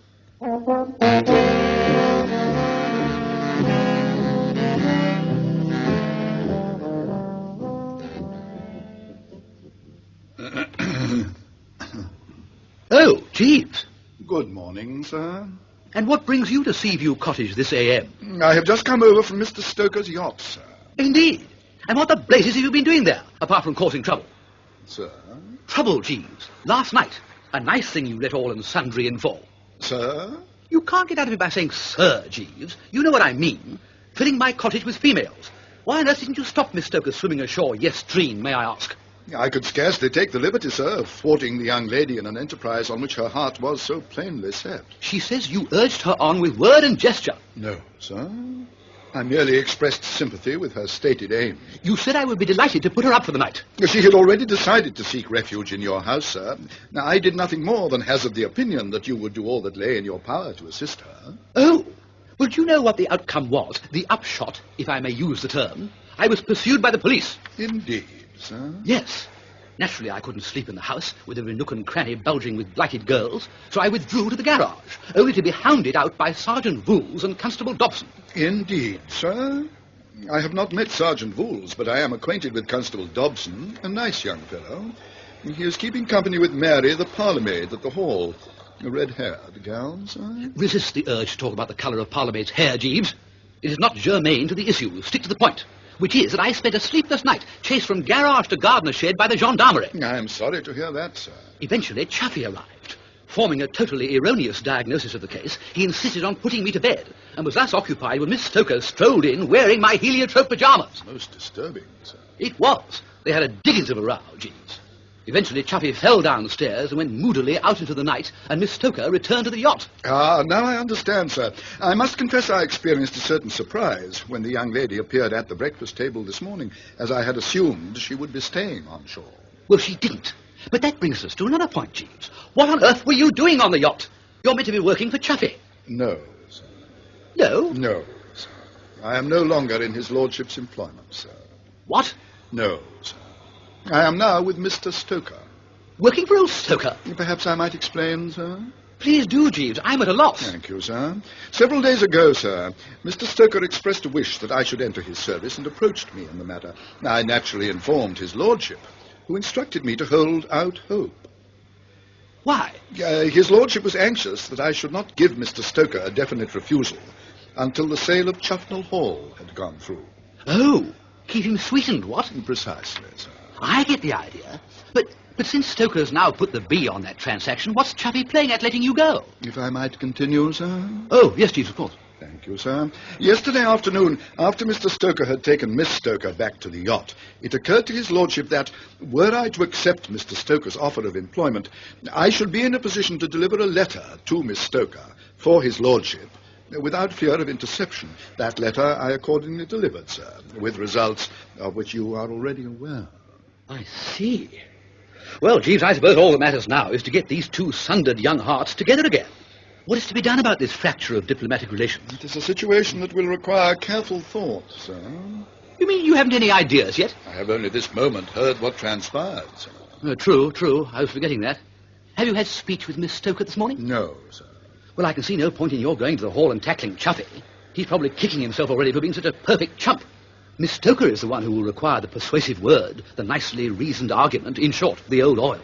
You better go straight back to the yacht, Jeeves, and see what you can do there. Yes, sir. But it was not with the intention of interviewing his lordship that I came ashore, sir. Once more, I must reiterate that until you informed me just now, I was not aware that anything in the nature of a rift had occurred. My motive in coming here was to hand you a note from Mr. Stoker. A note? Here it is. Oh, thank you. Good Lord. Rummy, Jeeves. Sir? This is a letter of invitation. Indeed, sir. Absolutely. Bidding me to the feast. Dear Mr. Wooster, writes Pop Stoker, I'd be frightfully bucked if you will come and mangle a spot of garbage on the boat tonight. Don't dress. Well, I'll give you the gist of the thing, of course. Peculiar, Jeeves. Certainly unforeseen, sir. Well, I forgot to tell you that among my visitors last night was this same Stoker. Having made rather an ass of himself, he actually spoke to me civilly. A thing that I'd have taken 11 to 4 on that he didn't know how to do. That hardly explains his sudden gush of hospitality. No, sir, but I fancy it might be attributed to a conversation which I had this morning with the gentleman. Ah, it was you, was it, who caused this pro-Bertram sentiment?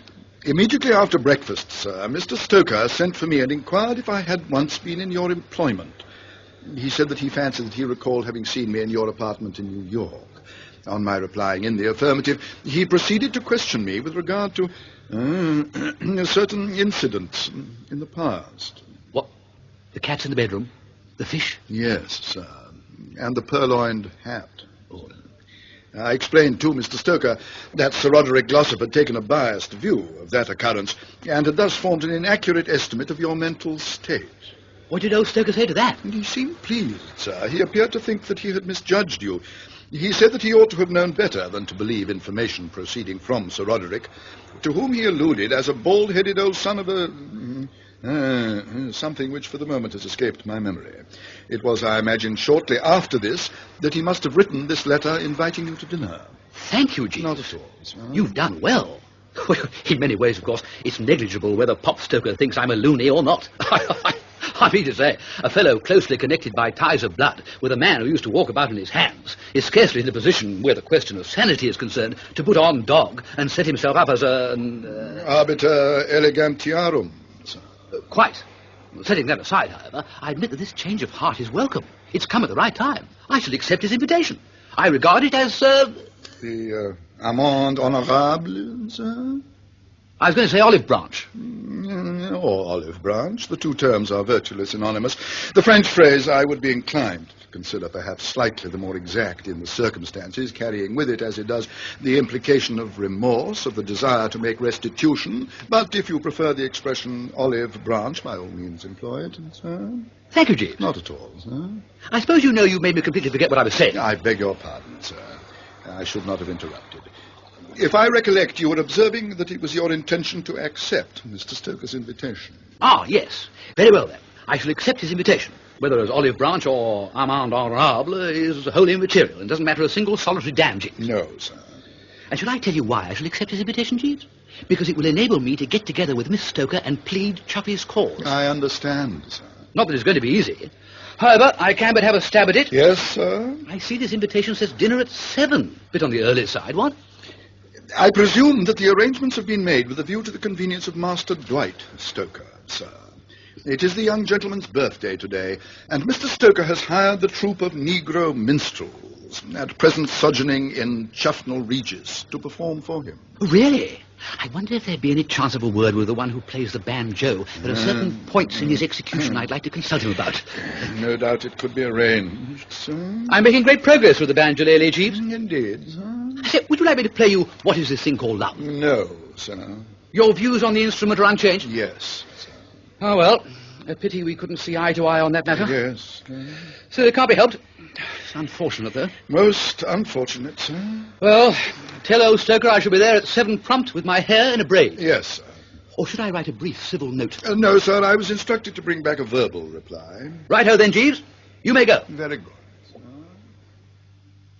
In my experience, there are 2 kinds of elderly American. One, the stout and horn-rimmed, is matiness itself. He greets you as if you were a favourite son, starts agitating the cocktail shaker before you know where you are, slips a couple into you with a merry laugh, claps you on the back, tells you a dialect story about 2 Irishmen named Pat and Mike, and, in a word, makes life one grand, sweet song. The other, which runs a good deal to the cold, grey stare and the square jaw, seems to view the English cousin with concern. It is not elfin. It broods. It says little. It sucks in its breath in a pained way, and every now and again you catch its eye, and it's like colliding with a raw oyster. Of this latter class or species, J. Washburn Stoker had always been the perpetual vice president.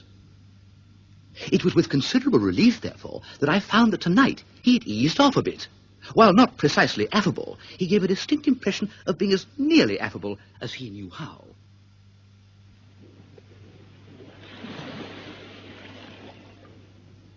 Welcome aboard, Mr. Wooster. I hope you have no objection to a quiet family evening. Oh, rather not, no. Dash good of you to ask me. Just you and Dwight and myself. My daughter's lying down. She has a headache. Oh, really? Well, I'm afraid she found her exertions last night a little too much for her. Exertions? Then you, she... Yes, you were quite right, Mr. Wooster. She had gone for a swim. Oh, I see, a fine boat, this, Mr. Stoker. Not many better. You, care to look over it? Fine. I'd be glad to show it to you. Now, this is the main saloon. Oh. Now, I'll show you the staterooms, too. Come along. Oh, thanks.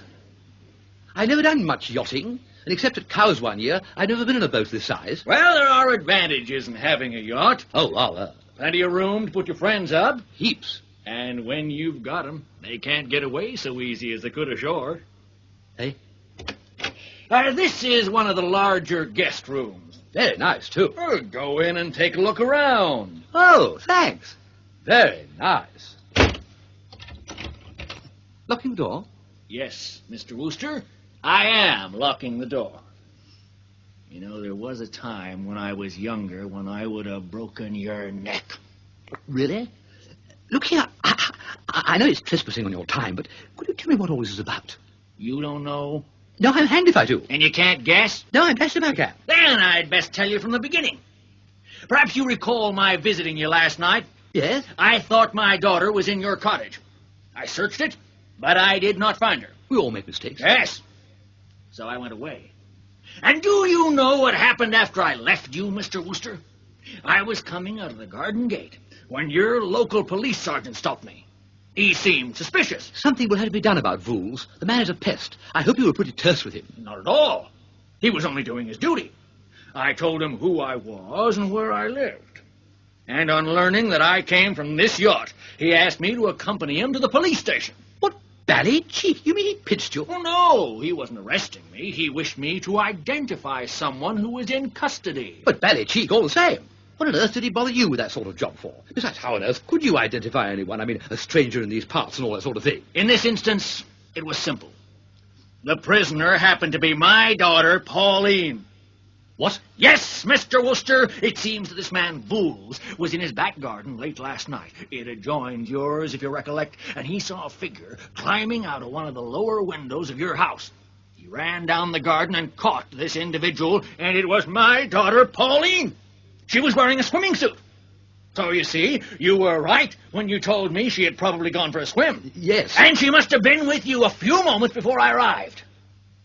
And now, perhaps, Mr. Wooster, you can understand what I meant when I said that when I was a younger man, I would have broken your neck. Quite. But nowadays, I'm more sensible. I take the easier way. I say to myself that Mr. Wooster is not the son-in-law I would have chosen personally. But if my hand has been forced, that is all there is to it. Anyway, you're not the gibbering idiot I thought you at one time, I'm glad to say. I've heard since that those stories which caused me to break off Pauline's engagement to you in New York were untrue. So we can consider everything just as it was 3 months ago.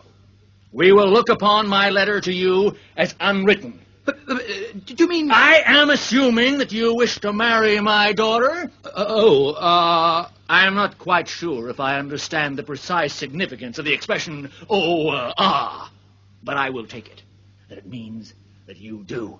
I won't pretend that I'm delighted, but one can't have everything. What are your views on engagements, Mr. Wooster? Engagements? Should they be short or long? Well... I prefer them short. I feel that we'd best put this wedding through as quickly as possible. There are formalities, of course. While these are being attended to, you will naturally be my guest. I'm afraid I can't offer you the freedom of the boat because you're a pretty slippery young gentleman and might suddenly remember a date elsewhere. But I shall do my best to make you comfortable in this room for the next few days. Now, there are books on that shelf. I assume you can read. And there are cigarettes on the table. A steward will bring you the dinner I promised you shortly. Later, I'll send my man along with some pajamas. And now I'll wish you good night, Mr. Wooster. I must be getting along and starting the concert. I can't stay away from my son's birthday party, can I? Even for the pleasure of talking to you. Good night, Mr. Wooster. Oh, gosh.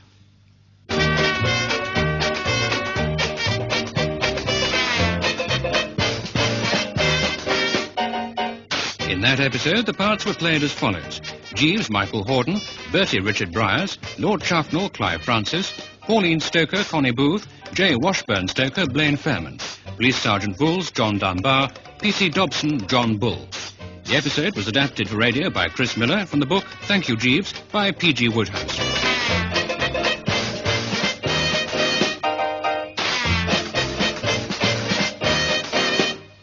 The programme was produced by Peter Titheridge.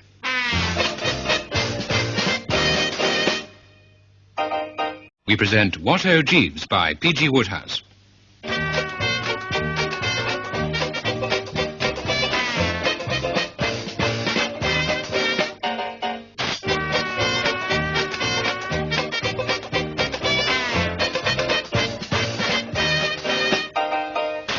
Starring Michael Hordern as Jeeves, Richard Briers as Bertie Wooster, and Clive Francis as Lord Chuffnell.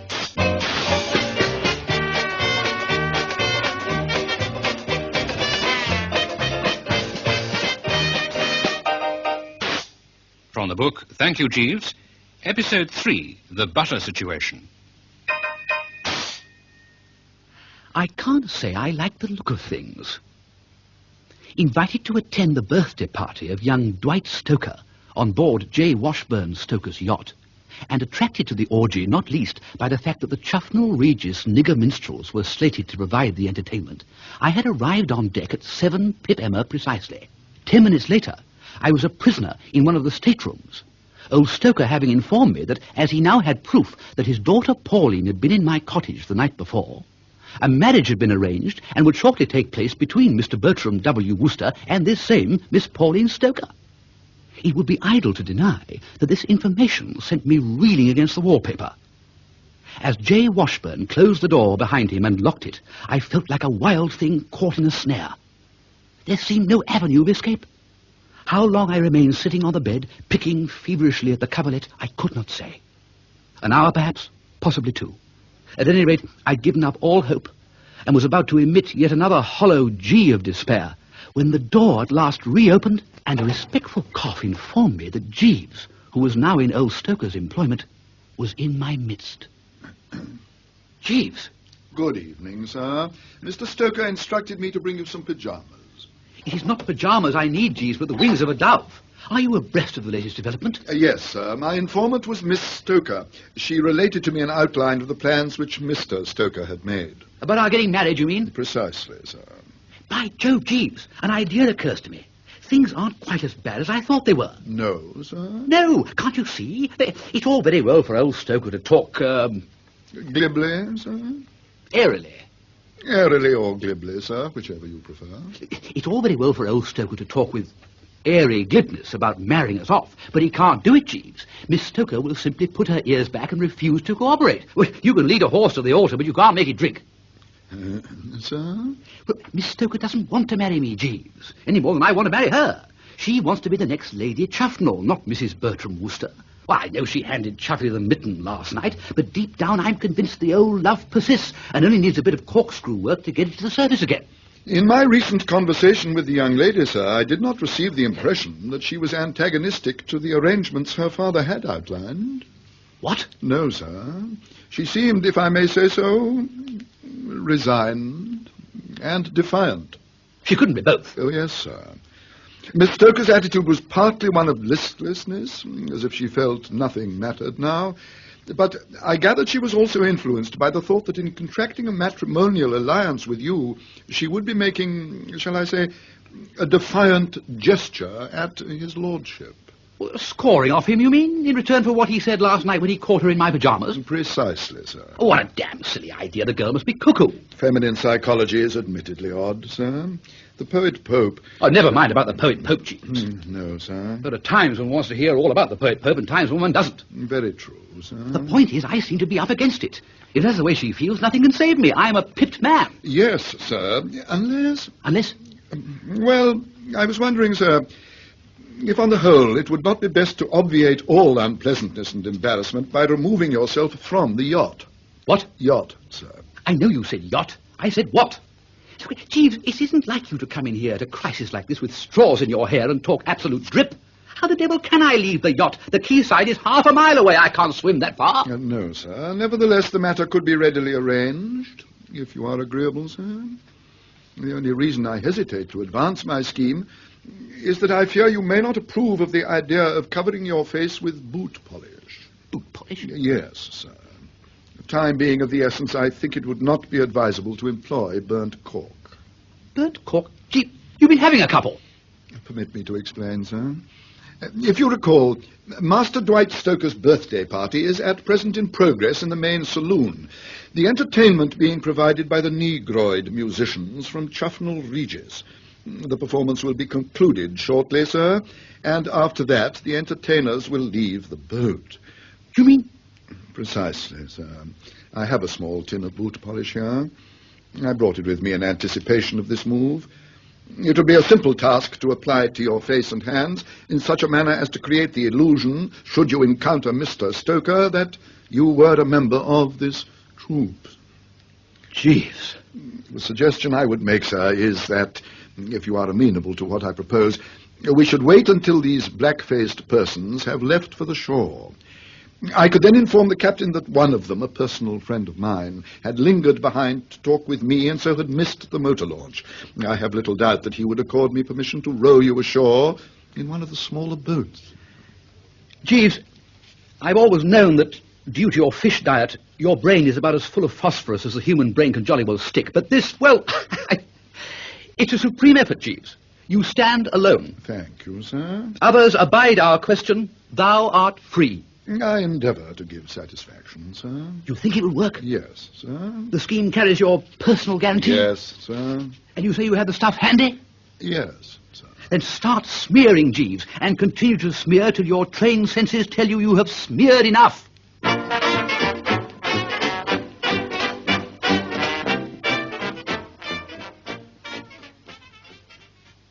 When a tactician like Jeeves sets out to shift a fellow from spot A to spot B, from a stateroom on a yacht, for example, to the shore in front of his cottage, there is absolutely nothing to report. He just does it. No hitches, no difficulties, no fuss, no excitement. I mean, one just reaches for the nearest tin of boot polish, blacks one's face, strolls across the deck, saunters down the gangway, waves a genial farewell to such members of the crew as may be leaning over the side, spitting into the water, steps into a boat, and in about 10 minutes there one is, sniffing the cool night air on the mainland. A smooth bit of work. An exceedingly smooth bit of work, in fact, Jeeves, and a credit to you. Thank you, sir. Thank you, Jeeves. And now what? Sir. Are you smiling, Jeeves? Something tickling you? I beg your pardon, sir. I had not intended to betray amusement, but I could not help being a little entertained by your appearance. It is somewhat odd, sir. Most people would look somewhat odd with boot polish all over them, Jeeves. Yes, sir. Greta Garbo, to name but one. Yes, sir. Or Dean Ing. Very true, sir.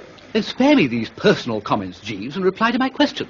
I fear I have forgotten what it was you asked me, sir. My question was, and is, now what? You desire a suggestion respecting your next move, sir. I do. I would advise repairing to your cottage, sir, and cleansing your face and hands. So far, sound. Perhaps you might care to come with me. Very good, sir.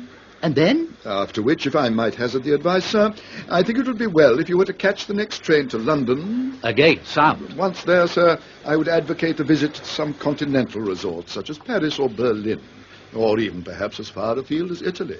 Or sunny Spain. Yes, sir, possibly Spain. Or even Egypt. You would find Egypt somewhat warm at this time of year, sir. Not half so warm as England if Pop Stoker re-establishes connection. Very true, sir. Oh, there's a lad, Jeeves. There's a tough citizen. There's a fellow who chews broken glass and drives nails into the back of his neck instead of using a collar stud. Mr. Stoker's personality is decidedly forceful, sir. Oh, bless my soul, Jeeves, I can remember the time when I thought Sir Roderick Glossop a man-eater. But he pales in comparison, positively pales. Which brings us to a consideration of your position. Do you intend to go back to the yacht and continue mingling with that gruesome bird? No, sir. I fancy Mr. Stoker would not receive me cordially. It will be readily apparent to a gentleman of his intelligence, when he discovers your flight, that I must have been instrumental in assisting you to leave the boat. I shall return to his lordship's employment, sir. Chuffy will be glad to get you back. It is very kind of you to say so, sir. Not at all, Jeeves. Anybody would be. If only... But no. You remain resolutely opposed to my banjolele, I take it? Yes, sir. Well, I thought you probably would. Otherwise, But no. You'd better return to Chuffy's retinue, Jeeves. I shall soldier on with Brinkley. Sir?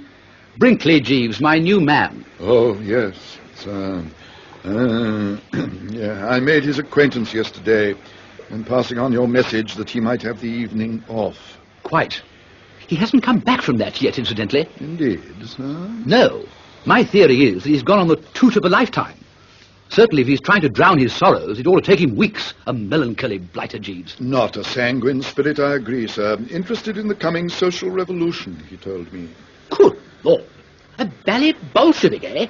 No wonder he always looks at me as if he were measuring me for my lamppost. Oh, here we are, Jeeves. Seaview Cottage. The soap and water is my first requirement, I fancy. No, sir. Butter.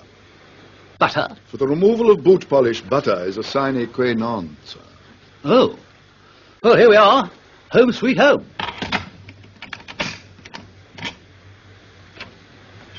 Golly, Jeeves, what's all this? I could not say, sir. But from this vantage point it appears that a person is endeavouring to wrestle with your grandfather clock. Where? Let me see. Yes, you're right. And the clock's getting the better of it. Jeeves, it's Brinkley. Moscow's pride, stewed to the gills. I'm very much afraid so, sir. But the bally 5-year planner is smashing up the Wooster home, Jeeves. I'm going in. But, sir... Come on, Jeeves. Hey, Brinkley! Brinkley! What's going on, dash it? Oh, hello, it's a devil! It's a black devil! The black... No! Oh, Brinkley, put that knife down! Put it down! Jeeves, quick, upstairs in my bedroom! A devil! A black devil! Yes! Yeah. I'll get you, you black devil! Come back here! All of you! Yeah. Quick, Jeeves, shove that chest of drawers against the door. Yes, sir. Oh, that was a close call, Jeeves. Indubitably, sir. Now what? Brinkley! Brinkley, stop that, you blighter! Sir, come out, sir, please, sir. I just want to cut you open, sir, to let it all out, sir. You've got to be killed, sir. No, it's all right, Brinkley. The man's a loony, Jeeves. Certainly somewhat unbalanced, sir. I mean, why does he keep calling me sir? Sounds so dash silly when he's threatening to dismember me. Yes, sir. Brinkley! Brinkley, stop it! It's all right, Brinkley. It will be if you come out, sir. I mean, I'm not the devil. Oh, yes, you are, sir. I'm not, I tell you. Oh, yes, you. I am Mr. Wooster. He's got Mr. Wooster in there. Help! Help! He's got Mr. Wooster in there. Now then, what's all that? Golly. Yes. What is all that? Golly, Jeeves, it's Police Sergeant Wools. We're safe. Yes, sir. In there. Well? Yes, the devil's in there, sir. You've emerged Mr. Wooster, sir. Oh, yes, and what are you doing with that noise? Oh, I caught it up to attack the devil, sir. Oh, yes, and what devil would that be? A black devil, sir. Black, eh? Yes, sir. He's in this room murdering Mr. Wooster. In this room? Yes, sir. Well, we can't have that sort of thing. No, sir. Here, you go downstairs, Brinkley. Yes, sir. Oi! Are you in there, Mr. Wooster? Now what, Jeeves? Open up. I would not advocate such a step, sir. I should imagine Sergeant Vooles might wish to question you at some length concerning young Brinkley's behaviour, and possibly your own appearance, too. And such questioning would, in all probability, prevent your catching the next train to London. That's the thought, Jeeves. That's giving old Stoker enough time to notice my absence and come charging ashore to scoop me up again. Exactly, sir. Oi, come out of there! Come along, it's quite safe now. Then what, Jeeves? I would suggest tying 2 sheets together and dropping from the window, sir. Edge away, you mean? Yes, sir. Yes, Jeeves, I think you're right. Let's get knotting. Go in there, what's going on? Hey, young Brinkley down there. Sir. Look at what you're doing with that oil lamp. You're upset at. Yes, sir. Hey, you'll set the house on fire. Oh, you young idiot. Come back. Fire, fire. Jeeves, it sounds to me as if Brinkley has set the cottage on fire. Most disturbing, sir. The sheets are almost ready, sir. We don't have time for sheets, Jeeves. Look, this place is like ballet tinder. Let's get out of this blazing pyre before we're cooked to a crisp. Oh, now follow me, Jeeves. Just let yourself drop, like the gentle dew upon the place beneath. Rain, sir. Whether rain or dew is immaterial, Jeeves. Come along, drop. Very good, sir. Now, let's get out of here. Quick, through the hole in the hedge. Yes, sir. Phew. Oh, now what, Jeeves? Look at the ballet place. It's really spitting on its hands and getting down to it now. The conflagration is certainly progressing rapidly, sir. Ah! My banjolele! Sir? My banjolele's in the sitting room. That is most unfortunate, sir. The sitting room would appear to have been virtually consumed by fire already. Yes, dash it. Oh, golly, Jeeves, this is a bit thick, isn't it? Undoubtedly so, sir. The blighted place will be a heap of ashes by the time the fire brigade arrives here. Yes, sir. Look! Sergeant Vooles' house is caught light now. Oh, Lord. What are those sore things people find themselves in, Jeeves? Straits, sir. Then I am in the sorest straits. My banjolele has gone up in smoke. My other possessions are going the same way. And I've still got a black face. Where am I going to get butter from now? Might I suggest, sir... Yes, Jeeves, you have an idea? I was merely about to say, sir, that were we to proceed to Chuffnell Hall, I have no doubt that I would be able to procure butter for you there. Of course. Will I still be in time to catch the next train for the Metrop, do you think? I must get out of Chuffnell Regis tonight. When is it? 10:21, sir. Then we haven't a moment to lose, Jeeves. Lead on to Chuffnell Hall. Very good, sir.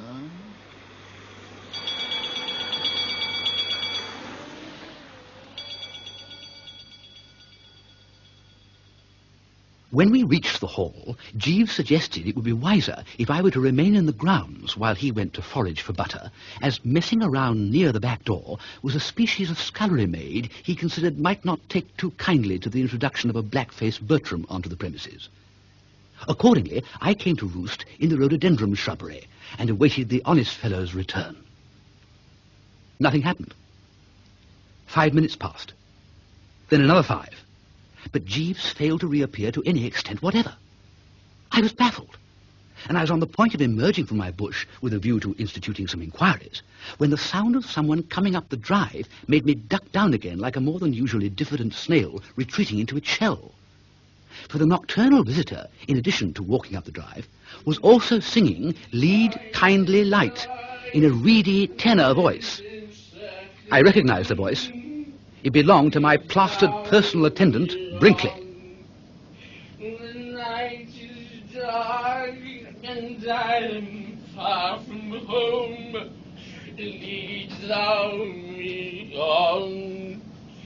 Keep thou my feet. I do not ask to see the distant sea. One step enough for me. What on earth are you making that foul noise for? Is Lord Chuffnell in? I am Lord Chuffnell. Good evening. What do you mean, good evening? What Is the devil with you? is who? The devil, my lord. You're tight. Yes, my lord. Get out. Oh! Get out. Ah! Go on, go away. Oh. Don't come back. Oh! Go on, go away. I say, Chuffy, Who the devil's that? steady me, Chuffy, in this bush. Who is it? Bertie. Bertie? That's right. Oh. Hang on, I'm coming out. I say, you put it across that fellow properly, Chuffy. I liked your work. It was particularly agreeable to me to see him so adequately handled, because I've been wishing all evening I had the nerve to kick him myself. Who was he? My man, Brinkley.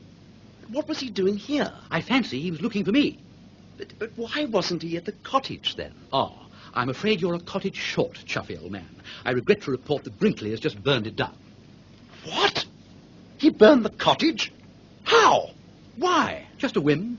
I suppose it seemed a good idea to him at the time. But why on earth should he burn a cottage? One cannot attempt to fathom the psychology of blokes like Brinkley, Chuffy. They move in a mysterious way their wonders to perform. Suffice it that he did. Are you sure it wasn't you?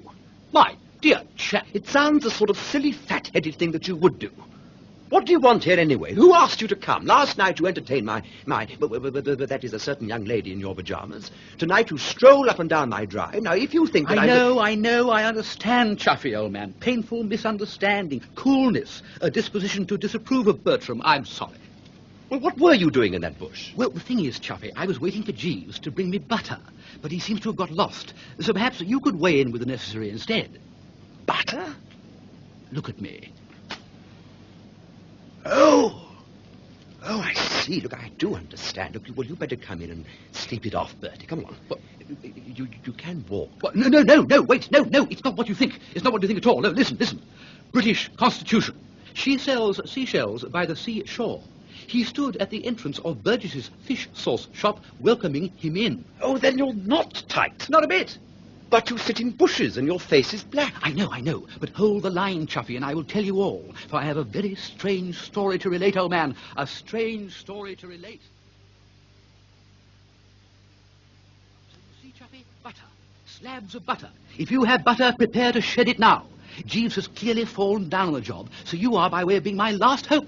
Now, I'll just saunter about out here, shall I, while you pop in the kitchen and secure the stuff, eh? You do realize, don't you, old egg, well, the time is of the very essence. I shall only just be able to catch the train as it is. Let me get this straight. You want me to bring you butter, That's the idea. so that you can clean your face and go off on this train to London, Yes, thus escaping Mr. Stoker. that's right. It's amazing the way you followed it all, old thing. I don't suppose I know 6 fellows who would have grasped the plot with the same unerring accuracy. I've always thought highly of your intelligence, Chuffy, old man, very highly. I see. In other words, you wish me to help you back out of your honourable obligations. What? What? That's what I said. What? Good God, I didn't interrupt when you were telling me your degrading story because I wanted to get it quite clear. Now perhaps you let me say a word. Oh, rather. You want to catch trains to London, do you? I see. Well, I don't know what you think of yourself, Wooster, but if you would care to know how your conduct strikes a perfectly unprejudiced outsider, I don't mind informing you that, in my opinion, you are behaving like a hound, a skunk, a worm, a tick, and a warthog. Me? Good gosh! This beautiful girl loves you. Her father very decently consents to an early wedding, and instead of being delighted and pleased and tickled as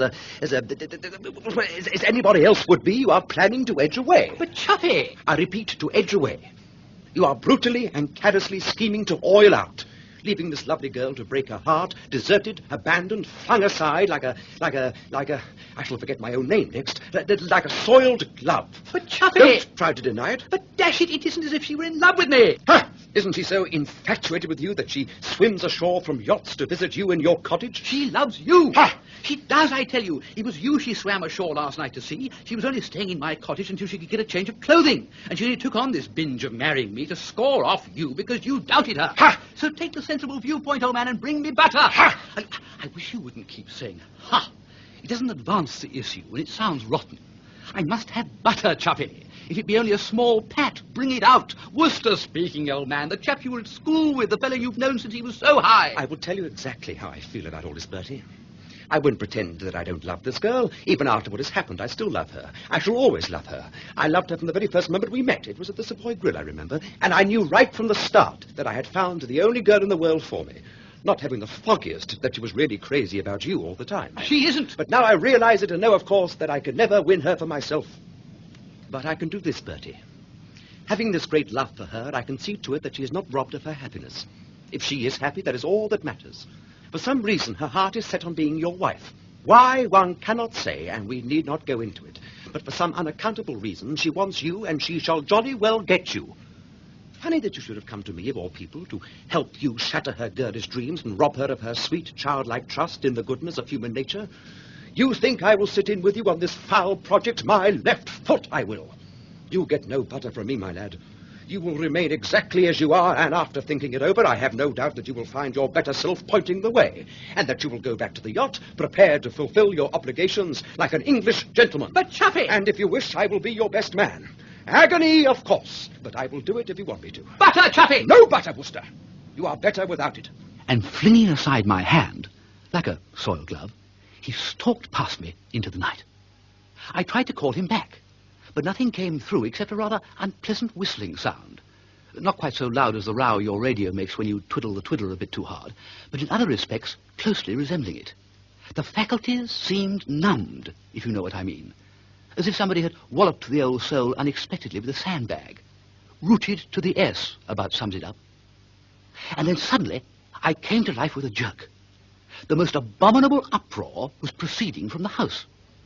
Chuffy's pestilential young cousin Seabury appeared to be contributing most of it.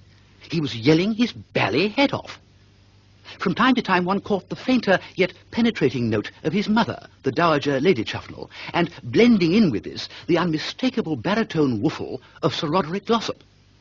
The whole appeared to be proceeding from the drawing-room, and except for one time when I was sauntering in Hyde Park and suddenly found myself mixed up in a community singing, I've never heard anything like it. It couldn't have been very long after this when the front door was suddenly flung open and somebody came stumping out, clearly fed to the eye-teeth. There was just a moment when the light from the hall shone upon this sudden exiter, enabling me to recognize him. It was this same Sir R. Glossop, and his face was as black as the ace of spades. I could make nothing of it. Dash peculiar was my verdict. And so rummy did it seem that, believe it or believe it not, when a few minutes later Jeeves at last filtered out, my first question to him was not why he had been such a dickens of a time procuring the stearic matter, but what exactly was going on. Jeeves, I've just seen Sir Roderick Glossop looking like the chocolate-coloured coon. What in the name of everything bloodsome is happening? Yes, sir. Sir Roderick assumed that disguise in order to entertain Master Seabury. Entertain Seabury? What the devil for? You couldn't possibly explain, could you, Jeeves? Certainly, sir. I derived my information from the servants' hall, where conversation is rife on the subject. I'm not surprised. No, sir. It appears that earlier this evening, sir, Master Seabury was a little fractious on account of having missed the Negro entertainment at the celebration to mark the anniversary of the birthday of Master Dwight Stoker. Dwight's birthday party, you mean? Precisely, sir. Well, serve the silly little geezer right, Jeeves. If he wanted to go, he shouldn't have started a scrap with Dwight yesterday. Just so, sir. And to attempt to touch your host for 1 and 6pence protection money on the eve of his birthday party is the act of a fathead. Very true, sir. It appears further, sir, that the Dowager Lady Chuffnell was keen that some alternative entertainment be provided for the little fellow, and Sir Roderick Glossop was induced to offer his services. You mean sing? Yes, sir. I believe Sir Roderick has a pleasing baritone voice, and as a younger man, in the days when he was a medical student, sir, was often accustomed to render songs at smoking concerts and similar entertainments. Golly. Well, I would never have thought it of that old blister. I agree that one would scarcely suspect such a thing from his bearing nowadays, sir. Tempora mutanta, noset mutamer in illis. No doubt. And he was persuaded to black up as well. Yes, sir. It was her ladyship's view that something in the nature of a negroid performance was indispensable. Master Seabury, when in his present frame of mind, is always extremely exigent. And old Glossop just right-hoed without a murmur. Sir Roderick is very amenable at the moment, you must remember, to any suggestion emanating from her ladyship. You mean he's in love? Yes, sir. And love conquers all. Yes, sir. But even so, if you were in love, Jeeves, would you black up to entertain the son of the adored object? No, sir, but we are not all constituted alike. True. Sir Roderick did endeavour to protest, but her ladyship overruled his objections on the grounds that his acquiescence would go a long way towards healing the breach between Master Seabury and himself. Breach? Yes, sir. I happen to know that the young gentleman had been unsuccessful in his endeavour to extract protection money from Sir Roderick, and was resenting the fact keenly. He tried to gouge the old boy. Yes, sir, for 10 shillings. I had this information from the young gentleman himself yesterday. They all confide in you, Jeeves. Yes, sir. And old Glossop wouldn't kick in? No, sir. Instead, he read the young gentleman something of a lecture, what the latter described as pie jaws. And I happen to know that hard feelings existed as a consequence on the young gentleman's side. So much so, indeed, that his thoughts were turning towards constructing some sort of booby trap for Sir Roderick. He wouldn't have the nerve to do the dirty on a future stepfather, would he? He has already done so, sir. What? Yes, sir. And the disturbance you no doubt heard shortly before Sir Roderick left the house was caused by Sir Roderick inflicting a personal assault on the young gentleman by way of reprisal. I see. It sounded as if little Seabury was being murdered. No such luck, I take it? No, sir, I think not. Although I was not an actual eyewitness of the episode, I derived this information from Mary, the parlour-maid, who was present in person. Present? Peeping through the door, sir. Sir Roderick's negroid appearance, when she encountered him earlier this evening on the stairs, seemed to have affected the girl powerfully, and she tells me that she had followed him about ever since, waiting to see what he would do next. I gathered that his aspect fascinated her. She is inclined to be somewhat frivolous in her mental attitude, like so many of these young girls. And what occurred? The affair may be said to have had its inception, sir, when Sir Roderick, passing through the hall, fell a victim to the young gentleman's booby trap. Incensed by this, he appears to have hastened to the drawing-room, where he immediately subjected Master Seabury to a severe castigation. Her ladyship vainly endeavoured to induce him to desist, but he was firm in his refusal. The upshot of the matter was a definite rift between her ladyship and Sir Roderick, the former stating that she never wished to see him again, the latter asseverating that if he could once get safely out of this pestilential house, he would never darken its doors again. A real mix-up? Yes, sir. And the engagement's off? Yes, sir. The affection which her ladyship felt for Sir Roderick was instantaneously swept away on the tidal wave of injured mother love. It's rather well put, Jeeves. Thank you, sir. Not at all. So Sir Roderick has pushed off forever? Apparently, sir. I say, a lot of trouble Chuffnell Hall is seeing these days, almost as if there was a curse on the place. Yes, if one were superstitious, one might certainly suppose so, sir. Well, if there wasn't a curse on it before, you can bet there are about 57 now. I heard old Glossop applying them as he passed. He was much moved, Jeeves. So I should imagine so, or he would scarcely have left the house in that condition. How do you mean? Well, sir, if you consider, it will scarcely be feasible for him to return to his hotel in the existing circumstances. His appearance would excite remark. Nor, after what has occurred, can he very well return to the hall. Good Lord, Jeeves, you open up a new line of thought. Look, let me just review this. He can't go to his hotel. No, I see that. And he can't crawl back to the Dowager Lady C and ask for shelter. No, I see that too. It's a dead stymie. I can't imagine what on earth he'll do. It is something of a problem, sir. Yes. Do you know, Jeeves, scurvily as that man has treated me in the past, I can't help feeling sorry for him. I do, absolutely. He's in such an awful jam. It was bad enough for me being a black-faced wanderer, but I hadn't the position to keep up that he has. I mean to say, the world, observing me in this condition, might quite easily have just shrugged its shoulders and murmured, young blood, or worse to that effect, what? Yes, sir. But not with an eminent Harley Street nerve specialist like him. Very true, sir. Well, well, well. Dear, dear, dear. I suppose if you come right down to it, this is the vengeance of heaven. Quite possibly, sir. It just shows how we ought always to be kind, even to the humblest Jeeves. For years this Glossop has trampled on my face with spiked shoes, and see where's landed him. What would have happened if we'd been on chummy terms at this juncture? He would have been on velvet.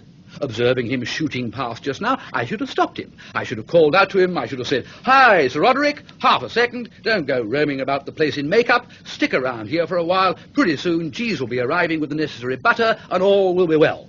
Well, shouldn't I have said that, Jeeves? Something of that general trend, no doubt, sir. And he would have been saved from this fearful situation, this sore strait in which he now finds himself. I dare say that man won't be able to get butter till well on in the morning. And all because he wouldn't treat me decently in the past. Well, makes you think a bit, that, Jeeves, what? Yes, sir. There's no use talking about it, of course. What's done is done. Very true, sir. The moving finger writes, and having writ moves on, nor all your piety and wit can lure it back to cancel half a line, or all your tears wash out a word of it. Quite. Very true. However, Jeeves, this chatter may be all very well, but I have a train to catch, so I will trouble you now to disgorge the butter, if you please. I am extremely sorry to be obliged to inform you, sir, that owing to Master Seabury's booby trap for Sir Roderick having been made in the nature of an old-fashioned butter slide, sir, there is now no butter in the house. What? Yes, sir. No butter? No butter, sir. But, Jeeves, this is frightful. Most disturbing, sir.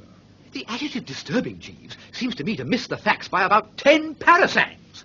You mean this repulsive little aeroplane-eared son of a whatnot used all the house's butter on his butter slide? Yes, sir. Sir Roderick appears to have fallen with some heaviness, sir. And the parlour-maid Mary spoke of it with a good deal of animation, comparing his descent to the delivery of a ton of coals. I confess the imagery somewhat surprised me, for she is not a highly imaginative girl. Jeeves? Sir? Could we perhaps return to the matter in hand? What am I going to do? Sir? Without butter, Jeeves, what am I going to do? I fear that it will be necessary to postpone the cleansing of your face till a later date, sir. I shall be in a position to supply you with butter tomorrow. And tonight? Tonight, I am afraid, sir, you must be content to remain in statu quo. Well? A Latin expression, sir. You mean nothing can be done till tomorrow? I fear not, sir. It is vexing. You would go so far as to describe it as that? Yes, sir. Most vexing. Oh, well, just as you say, Jeeves. Have you a cigarette? Turkish or Virginian, sir? Both. Thank you. And what... Oh, thank you, Jeeves. What do I do in the meantime? As you have had a somewhat trying evening, I think it would be best, sir, if you were to get a good sleep. Where? I've already seen Chuffy, and he won't have me in the house. So where, Jeeves? On the lawn? If I might make the suggestion, sir, I think you would be more comfortable in the Dower House. It is only a short distance across the park, and now Lady Chuffnell and Master Seabury have taken up residence in the hall. It is unoccupied. It can't be. They wouldn't leave it empty. One of the gardeners is acting as caretaker, sir, but at this hour he is always down at the Chuffnell Arms in the village. It will be quite simple for you to effect an entrance and establish yourself in one of the upper rooms without his cognizance, and tomorrow morning I could join you there with the necessary materials. It's not my idea of a frightfully large evening, Jeeves. You've nothing brighter to suggest? No, sir. You wouldn't consider letting me have your bed for the night?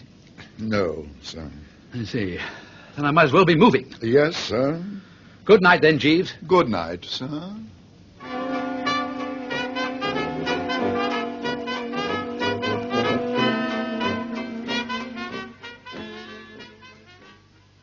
As I walked to the Dower House, I found my thoughts turning once again towards Sir Roderick Glossop with something which came pretty near to being a spirit of kindliness. Well, you know how it is. You go along for years looking on a fellow as a blister and a menace to the public weal, and then one day you suddenly hear of some decent thing he's done, and it makes you feel there must be good in the chap after all. It was so in the matter of this Glossop. Well, nobody, I reasoned, who could slosh young Seabury like that could be altogether bad. There must be fine metal somewhere among the dross. And I was just toying with the idea of inviting the old boy to lunch sometime, when this was all over, when I found that I'd arrived at the outskirts of the Dower House. This bin, or depository for the widows of deceased Lords Chuffnell, was a medium-sized sort of shack, standing in what advertisements describe as spacious and commodious grounds. Tonight, being empty, it should have been quiet as the tomb. But it wasn't. From within was coming the spine-chilling sound of somebody singing Lead Kindly Light. And then suddenly, as I approached, the singing stopped, and Brinkley's voice spoke 3 words that froze the gizzard. It's the devil! Oh, good Lord! It's the black devil! Come back! Come back here! Yes! I want to kill you! Come here! Oh, golly, what the blazes is he up to? I want to get at you! Come here! Come back! Well, I'm dashed. It's Sir Roderick. Sir Roderick! What ho, what ho! What? What? It's all right. Only B, Wooster. Oh, Mr. Wooster. Absolutely. Good God. No doubt you are wondering, Mr. Wooster, what is the explanation of all this? Not a bit, not a bit. I know all. I am abreast of the whole situation. I heard what had happened at the hall, and directly I saw you shoot out of that door, I knew what must have occurred here. You were planning to spend the night in the Dower House, weren't you? I was. If you have really been apprised of what took place at Chuffnell Hall, Mr. Wooster, you are aware that I am in the unfortunate position of... Being blacked out? I know. So am I. You? Yes. It's a long story, and I couldn't tell you anyway because it's by way of being secret history. But you can take it from me, we are both in the same fix. But this is astonishing. Quite. You can't go back to your hotel, and I can't get up to London till we have taken the makeup off. Good God. Yeah. It seems to bring us very close together, what? Mr. Wooster, we have had our differences in the past. The fault may have been mine, I cannot say, but in this crisis we must forget them and... Stick together? Precisely. Yeah. Now, that house, Mr. Wooster, the Dower House, is, I speak in all seriousness, an inferno. Quite. I am not simply alluding to the presence on the premises of what appeared to me to be a dangerous lunatic. I mean that the whole place is congested with living organisms. Mice, Mr. Wooster, and small dogs, and I think I saw a monkey. Eh? I remember now that Lady Chuffnell informed me that her son had started to maintain an establishment of these creatures. But at the moment it had slipped my mind, and the experience came upon me without warning or preparation. Of course, yes, Seabury breeds things. I remember him telling me. So you were snootered by the menagerie. Shall I tell you of my experiences beneath that roof, Mr. Wooster? Do. We have the night before us. It was a nightmare. I had scarcely entered the place when a voice addressed me from a dark corner of the kitchen, which was the room in which I first found myself. "I see you, you old muddler," was the phrase it employed. Dashed familiar. I need hardly tell you what consternation it occasioned me.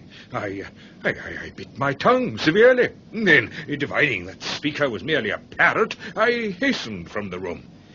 I had scarcely reached the stairs when I observed a hideous form, a little short, broad, bow-legged individual with long arms and a dark, wizened face. He was wearing clothes of some description, and he walked rapidly, lurching from side to side and gibbering. In my present cool frame of mind, I realized that it must have been a monkey. But at the time... Oh, what a home, eh? Add little Seabury and what a home. How about the mice? They came later. But allow me, if you will, to adhere to the chronological sequence of my misadventures, or I shall be unable to relate the story coherently. The room in which I next found myself appeared to be completely filled with small dogs, and they pounced upon me, snuffling and biting at me. I escaped and entered another room. Here, at last, I was saying to myself, even in this sinister and ill-omened house, there must be peace. Mr. Wooster, I had hardly framed the thought when something ran up my right trouser leg. I sprang to one side, and in so doing, upset what appeared to be a box or cage of some kind. I found myself in a sea of mice. Oh, and I detest the creatures. I endeavored to brush them off, and they clung the more. Eventually, Mr. Wooster, I quite simply fled from the room, and I had scarcely reached the stairs again when this lunatic appeared and attacked me. He pursued me up and down the stairs. I give you my word. Oh, quite. We all go through it. I had the same experience. You? Rather. He nearly got me with a carving knife. As far as I could discern, the weapon he carried was more of the order of a chopper. He varies. Now the carving knife, anon the chopper. Versatile chap. It's the artistic temperament, I suppose. But you speak as if you know this man. I do more than know him. I employ him. He's my valet. Your valet? Fellow named Brinkley. He won't be my valet long, mind you, if he ever simmers down sufficiently for me to get near enough to sack him. Ironical, that, when you come to think of it, eh? I mean, do you realise that I'm giving this chap a salary all this time? I mean, in other words, he's actually being paid to chiver me about with carving knives. If that's not life, what is? I see. You've had quite a night, haven't you? Oh, a truly terrible night, Mr. Wooster. I shall not readily recover a normal tranquility of mind. Oh, my pulse is still high, and I do not like the way my heart is beating. However, by a merciful good fortune, all has ended well. You will be able to give me the shelter I so sorely need in your cottage. And there, with the assistance of a little soap and water, I shall be able to wash off this distasteful blacking. You can't get that stuff off with soap and water. You have to have butter. Oh, the point strikes me as immaterial. You can provide butter, no doubt? Sorry, no butter. There must be butter in your cottage. There isn't. There isn't a cottage. I cannot understand you. It's burned down. What? Yes, Brinkley did it. Good God. A nuisance in many ways, I must confess. But be of good cheer. We may not be so well off for cottages, but the butter situation, I'm happy to say, is reasonably bright. We can't get any tonight, but it cometh in the morning, so to speak. Jeeves is going to bring me some as soon as the dairyman delivers. But I cannot remain in this condition till morning. Only course to pursue, I'm afraid. Mr. Wooster, this cottage of yours, headed to garage? Oh, yes. Was that burned down also? No, I fancy it escaped the Holocaust. It was well away from the scene of conflagration. Is there petrol in it? Oh, yes, lots of petrol. Why, then, all is well. I am convinced that petrol will prove a cleansing agent equally as efficacious as butter. Oh, but dash it, I say, you can't go to my garage. Why not, pray? You could if you like, I suppose. Not me, though. For reasons which I am not prepared to divulge. I propose to spend the rest of the night in the summer house on the main lawn of the hall. You will not accompany me? Sorry, no. Then good night, Mr. Wooster. I will not keep you any longer from your rest. I am greatly obliged to you for the assistance you have accorded me in a trying situation. We must see more of one another. Let us lunch together one of these days. How do I obtain access to this garage of yours? You have to bust a window. I will do so. Good night then, Mr. Wooster. Good night. I say, keep an eye open for wolves. Wolves? Wolves? What are wolves? Oh, nothing. Nothing. Good night.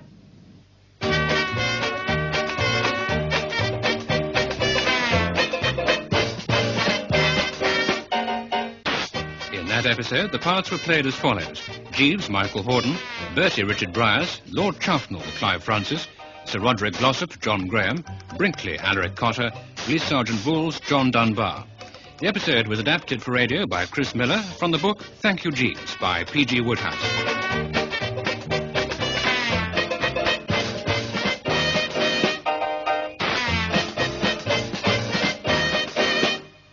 The programme was produced by Peter Titheridge.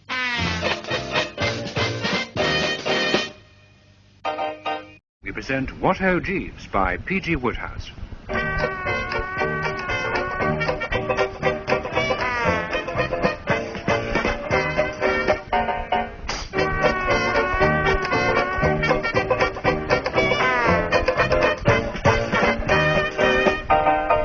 Starring Michael Hordern as Jeeves, Richard Briers as Bertie Wooster, and Clive Francis as Lord Chuffnell.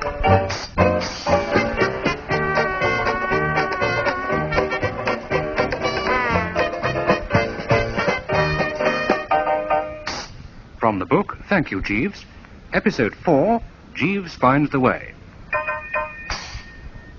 When J. Washburn Stoker inherited approximately $50 million in the will of his pottiest second cousin George, one of his first acts had been to promise to buy Chuffnell Hall, Somerset, for his old crony Sir Roderick Glossop.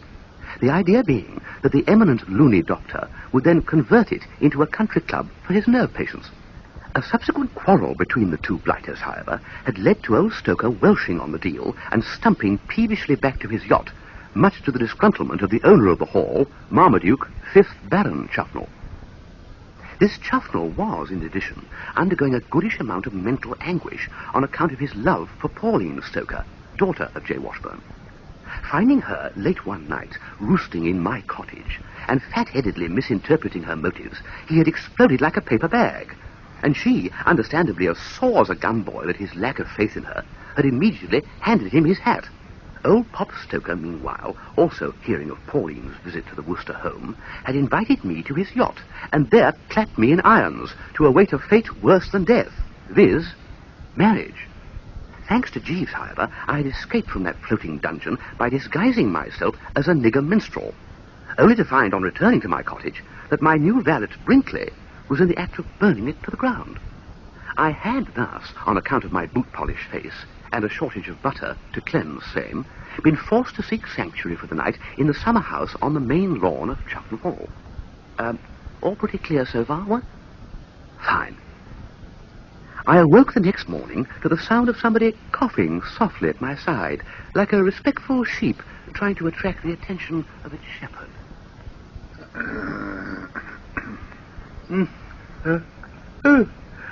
Oh, Jeeves. Good morning, sir. I was not expecting to see you here. I had supposed that the arrangement was that we should meet across the park at the Dower House. Jeeves, one brief word about the Dower House, and then I should like the subject shelved indefinitely. I know that when you suggested I spent the night there, your motives were pure to the last drop, but the fact remains that you were dispatching me to a nasty salient. Do you know who was lurking in that house of fear? Brinkley. Still as tight as an owl, and this time wielding a chopper. I'm very sorry to hear that, sir. But that's not all, Jeeves. Do you know who else was there? Sir Roderick Glossop. Indeed, sir. Yes.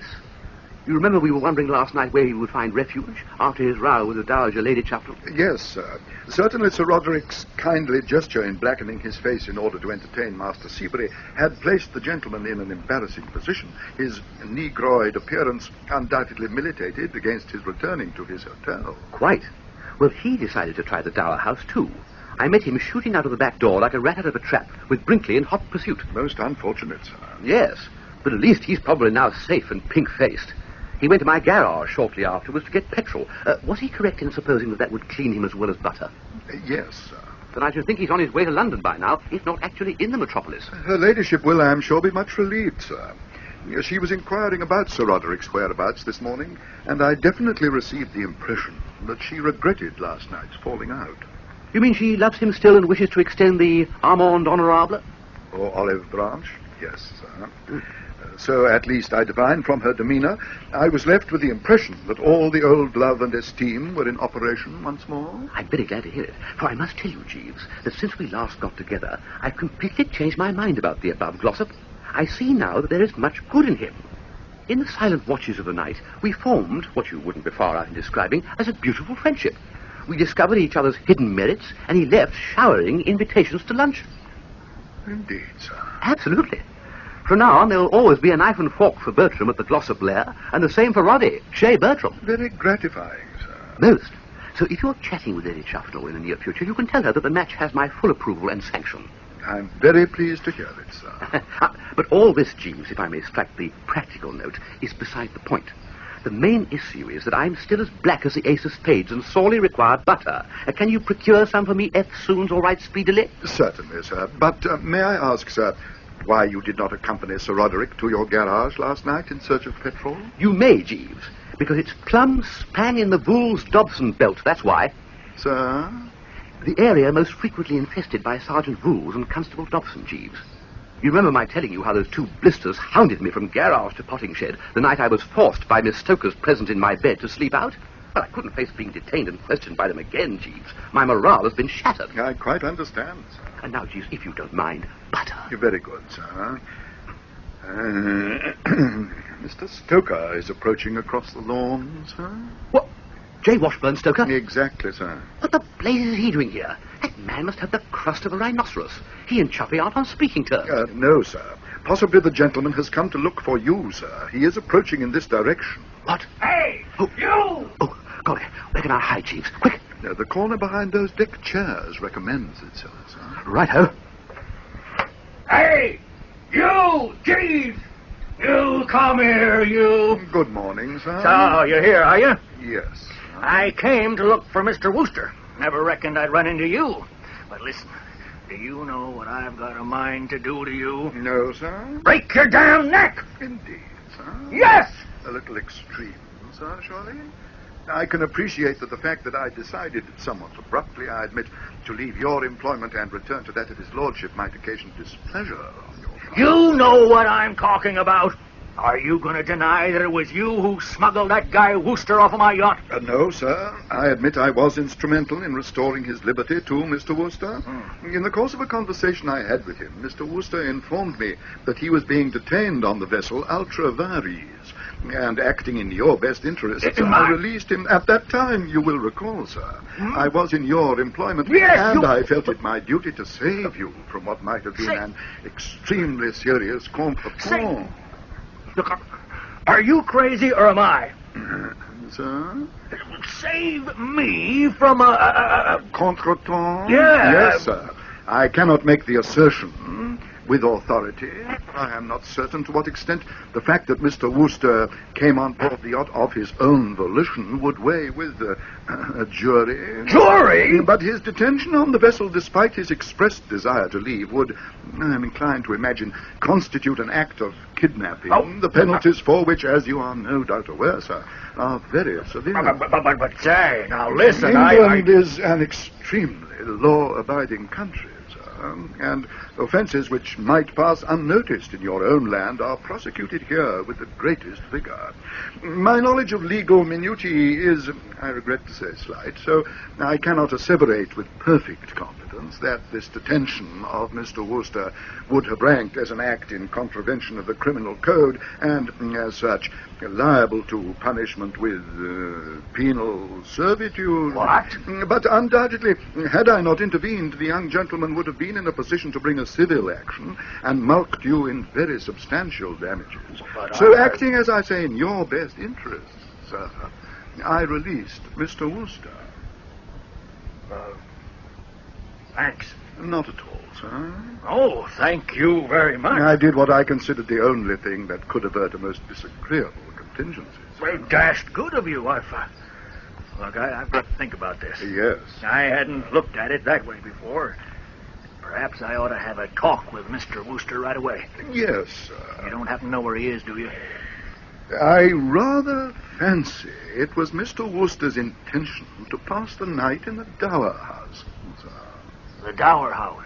Oh, that's that place across the park. Yes, sir. I'll take a walk over there now, I think. Very good, sir. And thank you, Jeeves. Not at all,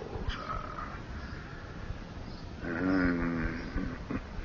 Mr. Stoker has departed, sir. Jeeves, I wouldn't have believed it possible. That human wildcat reduced to a domestic pet in less than 5 minutes. There is none like you, Jeeves, none. It is extremely kind of you to say so, sir. Your father wasn't a snake charmer, was he? No, sir. Oh, he just crossed my mind. I say, what do you think will happen when old Stoker gets to the Dower House? We can only conjecture, sir. My fear is that Brinkley may have slept it off by now. There is that possibility, sir. Still, he should have the hangover of a lifetime, so he might not take too kindly to someone banging on the door knocker, and he still has that chopper. We must hope for the best. Yes, sir. And now, Jeeves, once again, butter. Can you get some? It is imperative that Oh, my sainted aunt.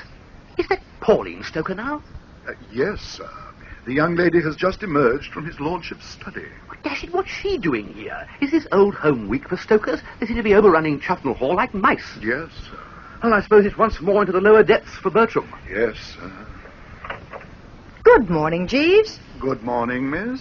Have you seen Lord Chuffnell this morning? I was expecting to find him in his study. He should be down any moment, miss. His breakfast tray had, I noticed, been delivered. I thought I smelt something as I came through. What's he having? Kippered herrings, miss. They smelt good. I haven't had any breakfast yet, Jeeves. No, miss. No. Father yanked me out of bed and had me halfway here before I was properly awake. He's all worked up, Jeeves. Yes, miss. I have just been having a conversation with Mr. Stoker. He did appear somewhat overwrought. All the way here, he was talking about what he was going to do if he ever found you again. And now you tell me he did find you. What happened? Did he eat you? No, miss. Probably on a diet. Do you know where he is now? Mr. Stoker left a moment ago with the intention of visiting the Dower House, miss. I think he hopes to find Mr. Wooster there. Somebody ought to warn that poor sap. You need experience no anxiety for Mr. Wooster, miss. He is not at the Dower House. Where is he? Elsewhere? Not that I care where he is. Incidentally, do you remember me telling you last night, Jeeves, that I was thinking of becoming Mrs. Bertram W. in order to score off Lord Chuffnell? Yes, miss. Well, I'm not. So you needn't save up for that fish slice after all. I've changed my mind. I'm glad to hear that, miss.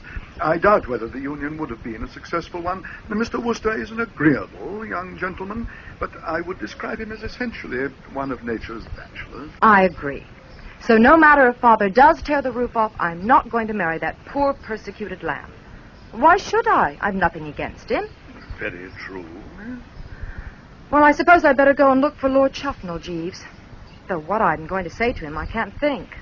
Has he mentioned my name recently? No, miss. Oh, well, maybe things will work out. We can but hope so, miss. Cheerio, then, Jeeves. Good morning, miss. Sir? Has she gone, Jeeves? Yes, sir. Oh, I say, Jeeves, that's a bit of goose, isn't it? Sir? That Miss Stoker's changed her mind about shoving on the old bridal veil and stepping up the aisle at my side. Oh, yes, sir. Now, all we've got to do is to stage manage a reconciliation with Chuffy, and everything will be boomster-daisy once again. You haven't any ideas on that front, have you? Not at present, sir. Oh, well, it'll keep. And now, Jeeves, for the third time of asking, if you please, butter, seize of it, instanter. Very good, sir. I will obtain some for you right away. Thank you, Jeeves. Not at all, sir.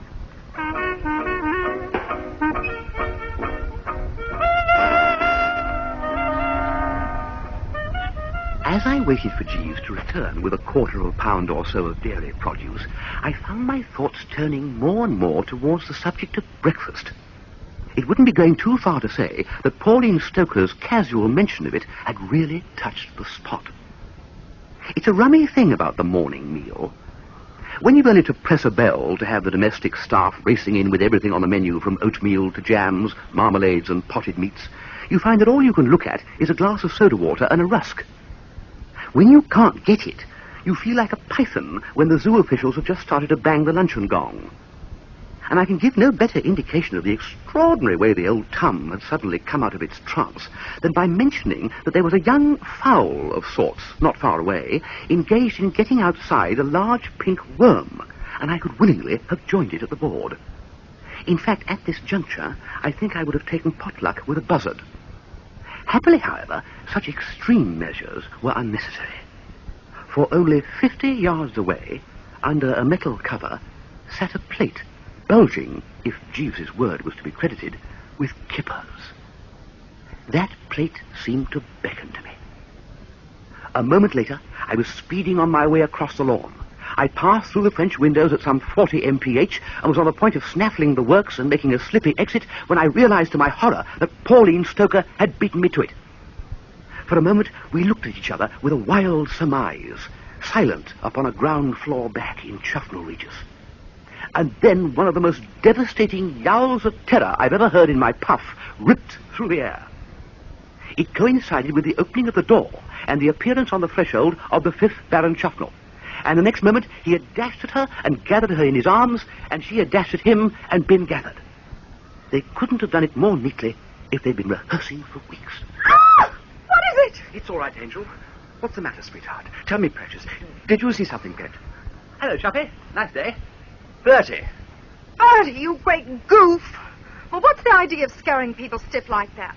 Bertie, you really are, without exception, the most completely dribbling lunatic that was ever at large. I regret, Chuffnell, that I startled this young fathead, but I can't see how I could be expected to know she would be in here.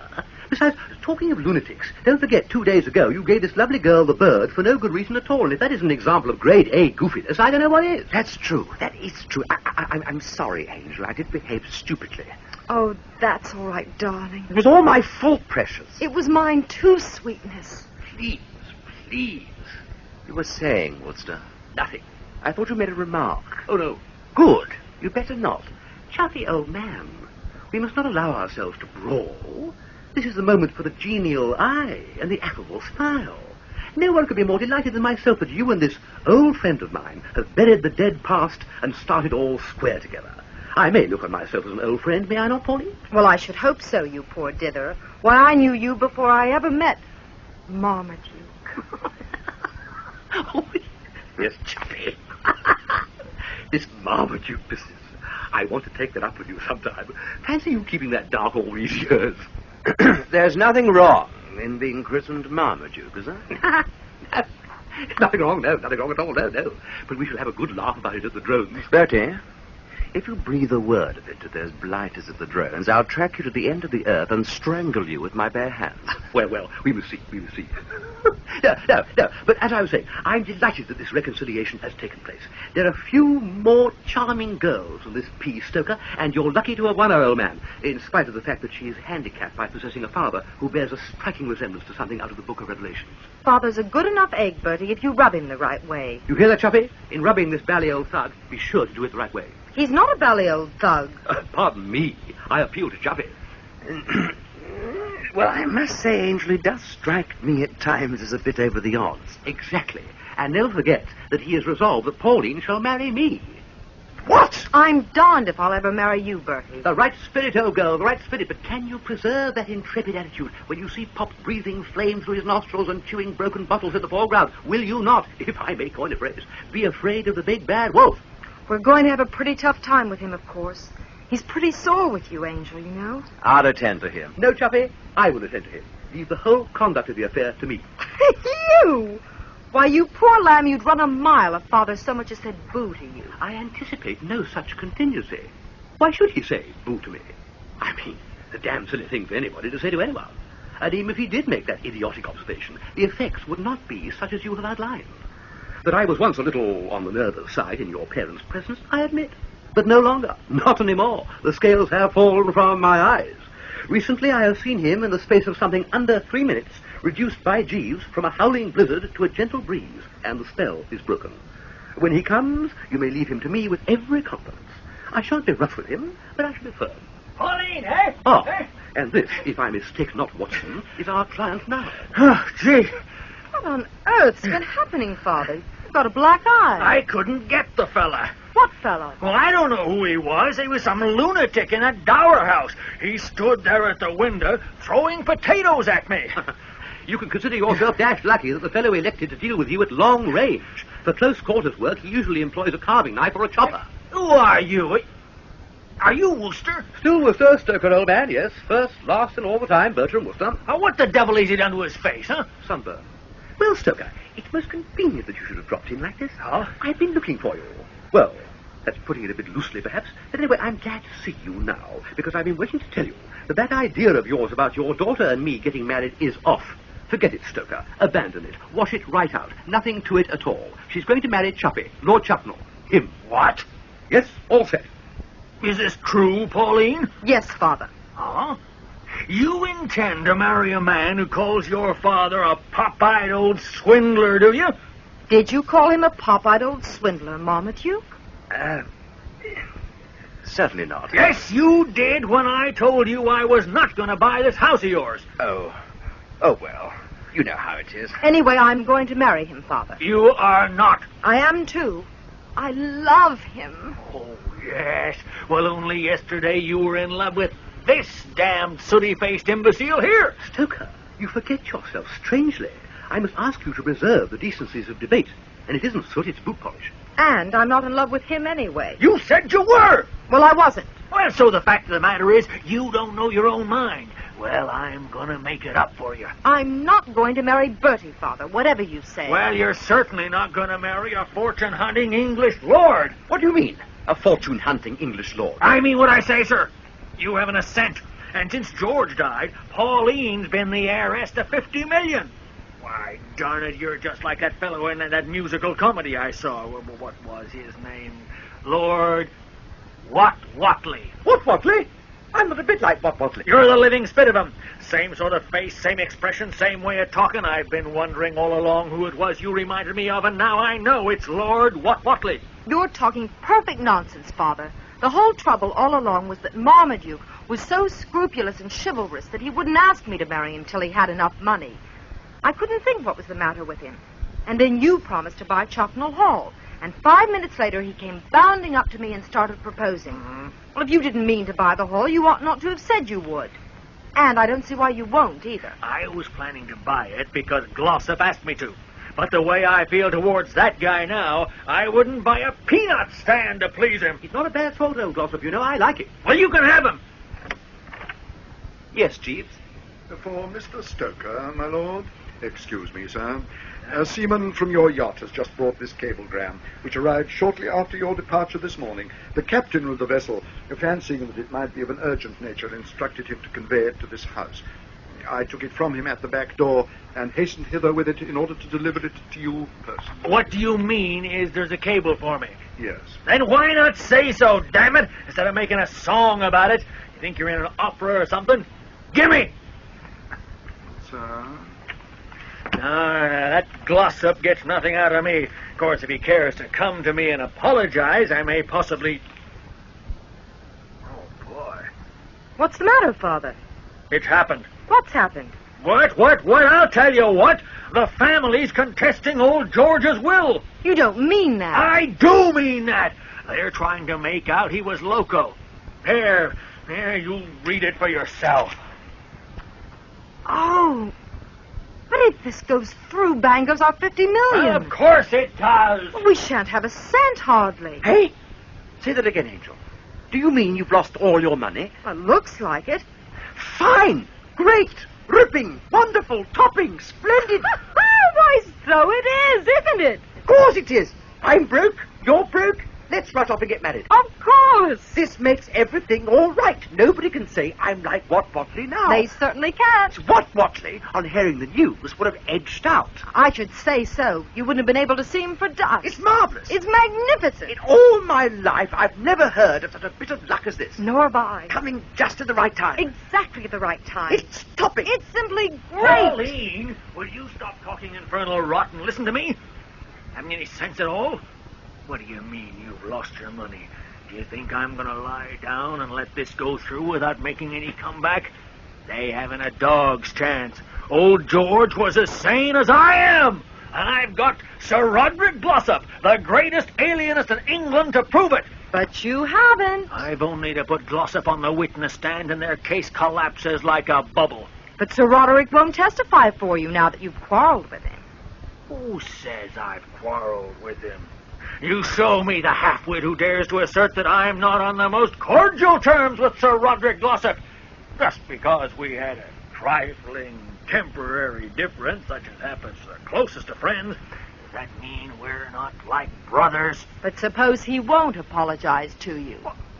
Why, there's never been any question of his apologizing to me. I shall naturally apologize to him. I suppose I'm man enough to admit frankly that I have been in the wrong and have wounded my best friend's feelings, aren't I? Of course I shall apologize to him, and he will accept my apology in the spirit in which it is given. There's nothing small about Sir Roderick Glossop.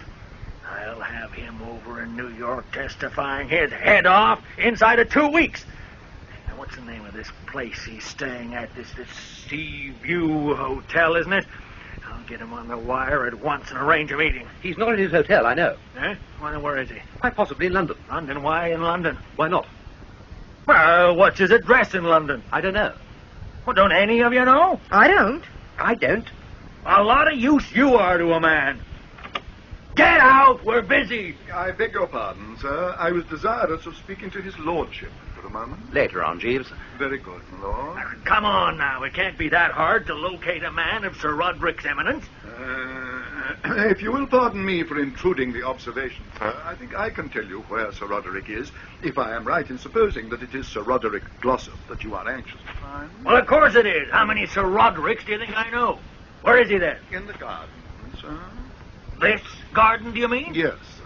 Well, then go and ask him to come here at once. Whereabouts in the garden did you see him? I did not see him, sir. I was merely informed that he was there. Well, damn it, man. Whereabouts in the garden did whoever merely informed you that he was in the garden merely inform you that he was? In the potting shed, sir.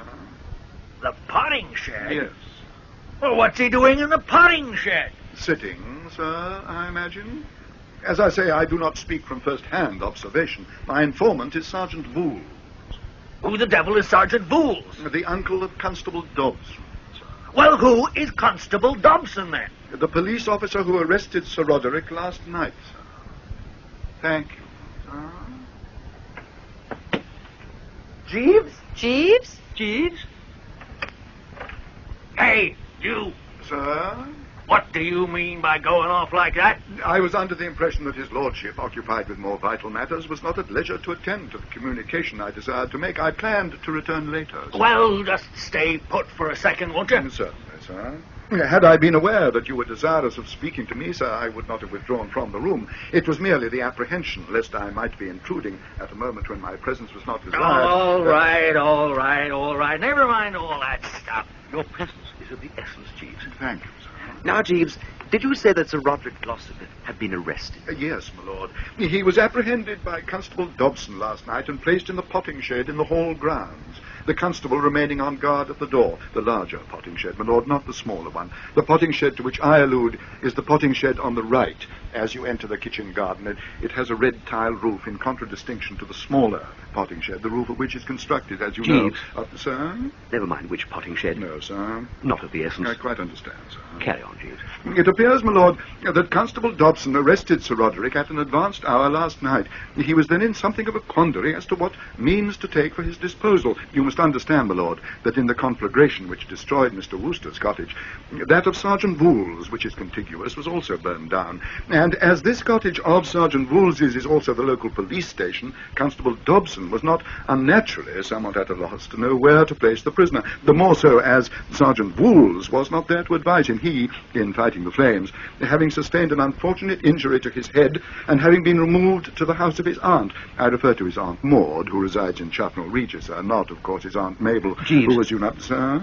Never mind which aunt. No, sir. Scarcely germane. Quite so, sir. Carry on, Jeeves. Very good, sir. So, in the end, acting upon his own initiative, the constable arrived at the conclusion that as secure a place as any would be the potting shed, the larger, the potting shed. The one with the tiled roof. Precisely, sir. He therefore placed Sir Roderick in the larger potting shed and remained on guard there throughout the remainder of the night. Some little time ago, the gardeners came on duty, and the constable sent a message by one of them to Sergeant Booles, now happily recovered. On receiving the communication, the sergeant hastened to the hall to interview his lordship, who, being a justice of the peace, has the power to commit the prisoner to incarceration in a more recognized prison. What? He is waiting in the library now, my lord, till your lordship is at leisure to see him. Prison? But how can he be in prison? What's he got to do with prisons? And why does this fool of a cop think that he ought to be in prison? The charge, I understand, sir, is one of burglary. Burglary? Yes, sir. Constable Dobson is under the impression that Sir Roderick is a member of the troupe of negroid minstrels who performed on your yacht last night. Oh, no. Jeeves, do you mean that Sir Roderick Glossop is still blacked out? Yes. Is blacked out? He covered his face with burnt cork yesterday evening to amuse little Seabury, and due to a shortage of butter is still in that state. Well, this is the finish then, isn't it? This is where I drop $50 million and try to like it. A lot of use any testimony in a lunacy case is going to be from a fellow who gets himself pinched while wandering around the country in a black face. Why, there isn't a judge in America who wouldn't rule out anything he said on the ground that he was crazy himself. Well, joke's on me, all right. Yes, the joke's certainly on me. My expert will be shown out to be loonier than old George could have been if he'd tried for 1,000 years. It's funny when you come to think of it. Yeah, ironical. It reminds one of that thing about lo, somebody's name led all the rest. Abu Ben Adhem, sir. Have I what? The poem to which you allude relates to a certain Abu Ben Adhem, who, according to the story, awoke one night from a deep dream of peace to find an angel... Get out. Sir? Get out of this room before I murder you. Yes, sir. And take your angels with you. Very good, sir. Angels at a time like this? He was perfectly right, you know. I used to know the thing by heart at school. This cove found an angel sitting by his bed writing in a book, don't you know? And the upshot of the whole affair was... Oh, all right. If you don't want to hear. A Wooster does not trust his conversation on the unwilling. Now, look, we've got to think of something fast. What's wrong with a rescue party, eh? How do you mean, Father?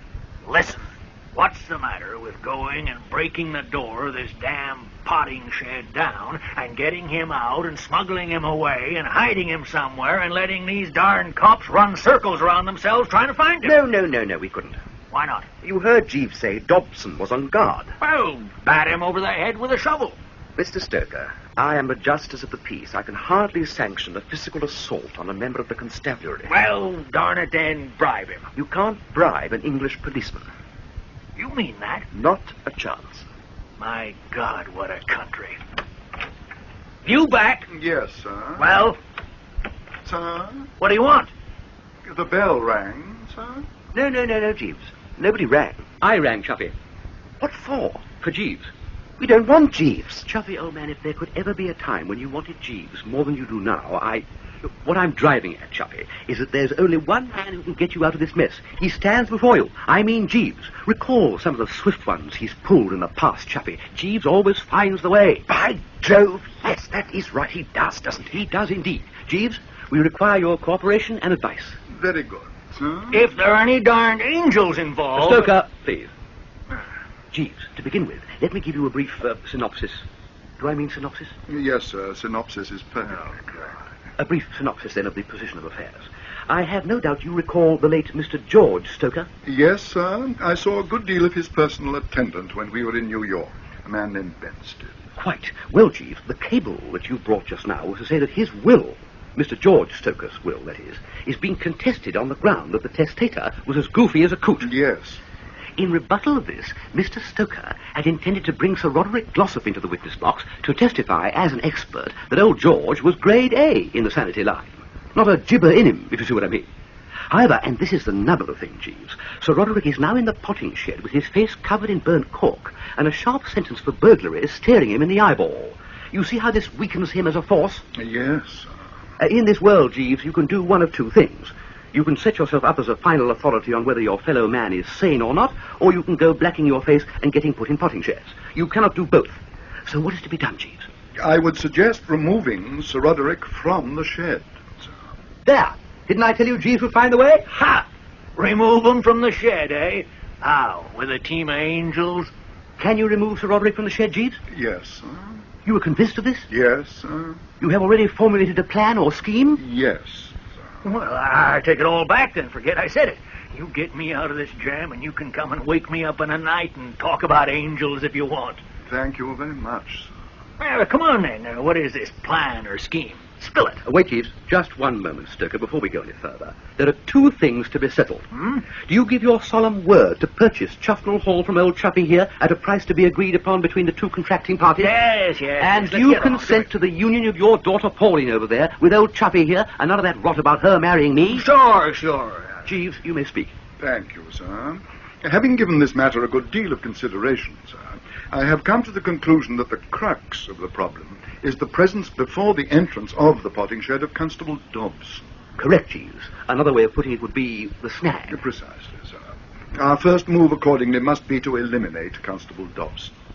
Now, this, in my opinion, may be readily accomplished by sending word to him that the parlour-maid Mary, to whom he is by way of being betrothed, is waiting for him in the raspberry bushes with a cup of coffee and a ham sandwich. The constable, I find, sir, has not yet breakfasted. Nor have I, Jeeves, so skim lightly over this bit, would you? I'm not made of marble. I beg your pardon, sir. Not at all, Jeeves. I understand precisely what you're driving at. Young Dobson will be in those raspberry bushes like a shot. Yes, sir. Wait a minute, Jeeves. I don't get this. If he wanted food, why wouldn't he come straight to the house? Because he would be apprehensive of being observed by Sergeant Wools, miss.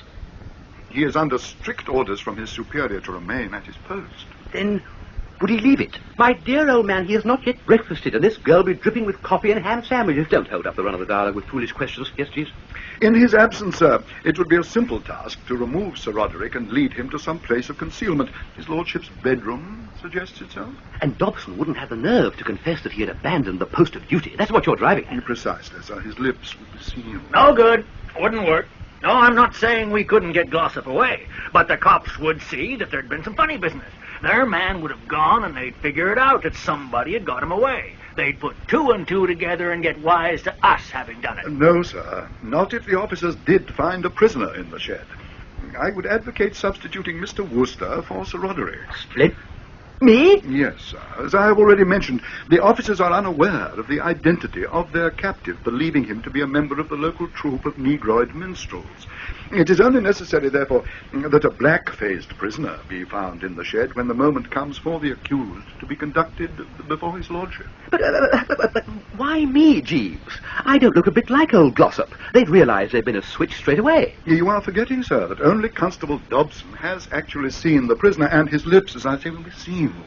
Yes, but Chief Dashit, anxious as I am to bring aid and comfort to this stricken home, I'm not so bally keen on doing 5 years in the jug for burglary. There is no danger of that, sir.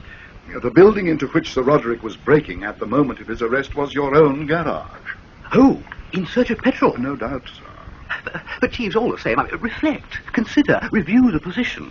Am I supposed to have allowed myself to be pinched for breaking into my own garage and shut up in a shed all night without saying a word? It isn't, what is it? It isn't plausible. It is only necessary to induce Sergeant Vooles to believe it, sir. What the constable may think is immaterial, owing to the fact his lips are sealed. But Vooles wouldn't believe it for a minute. Oh, yes, sir. I fancy that he is under the impression that it is a frequent practice of yours to sleep in sheds. Of course! The other night. He'll just take it for granted that you've been mopping it up again, Bertie. Oh, I see. So I am to go down in the history of Chuffnell Regis as one of our leading dipsomaniacs. That's right. Now, you aren't going to tell me you have any objection. What? But how could I think such a thing? I'm awfully sorry, Bertie. Of course you'll do it. I should never have doubted you. Of course he will. Yes. Sacrificing himself to a little temporary inconvenience to save his friends is just the sort of job Bertie Wooster jumps at. Springs at. Leaps at. I've always thought he was a fine young fella. I remember thinking so the first time I ever met him. Yes, but listen, I was at school with Bertie Wooster. I like to think of it. At private school and also at Eton, and after that at Oxford, he was loved by everybody. Because of his wonderful, unselfish nature. You absolutely hit it. Because of his wonderful, unselfish nature. Because when it was a question of helping a pal, he would go through fire and water to do so. I wish I had a quid for every time I'd seen him take the blame for someone else's dirty work on his own broad shoulders. How splendid. Just what I would have expected of him. Just. The child is father of the man. You would see him face a furious headmaster with a sort of dauntless look in those big blue eyes of his. Chuffy, enough. Sufficient. I will go through this ghastly ordeal. But one word. When I come out, do I get breakfast? You get the best breakfast that Chuffnell Hall can provide. Kippers? Schools of kippers. Toast? Mounds of toast. Coffee? Pots. Well, mind I do. Come then, Jeeves. I am ready to accompany you. Very good, sir. If I might be permitted to make an observation. Yes, Jeeves? It is a far, far better thing that you do than you have ever done, sir. Thank you, Jeeves.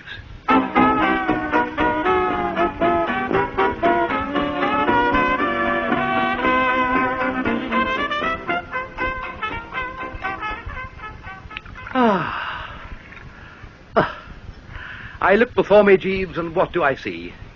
The skeletons of 4 kippered herrings, a coffee pot, an empty toast rack. Who's the cook at the hall now? A woman of the name of Perkins, sir. She dishes up a nifty breakfast. Convey my compliments to her. Very good, sir. Ah, dear. All this is rather like the gentle sunshine after the storm, Jeeves. Extremely like, sir. And it was quite a storm, what? Very trying at times, sir. Trying is the mot juste, Jeeves. I was thinking of my own trial at that very moment. However, I must admit the unpleasantness was short-lived. Chuffy rushed things through nice and quickly. He soon settled Dobson's hash, what? Yes, sir. A rather severe reprimand, I thought. Well phrased, sir. And Bertram dismissed without a stain on his character. Yes. But with Police Sergeant Vooles firmly convinced that he is an inveterate souse.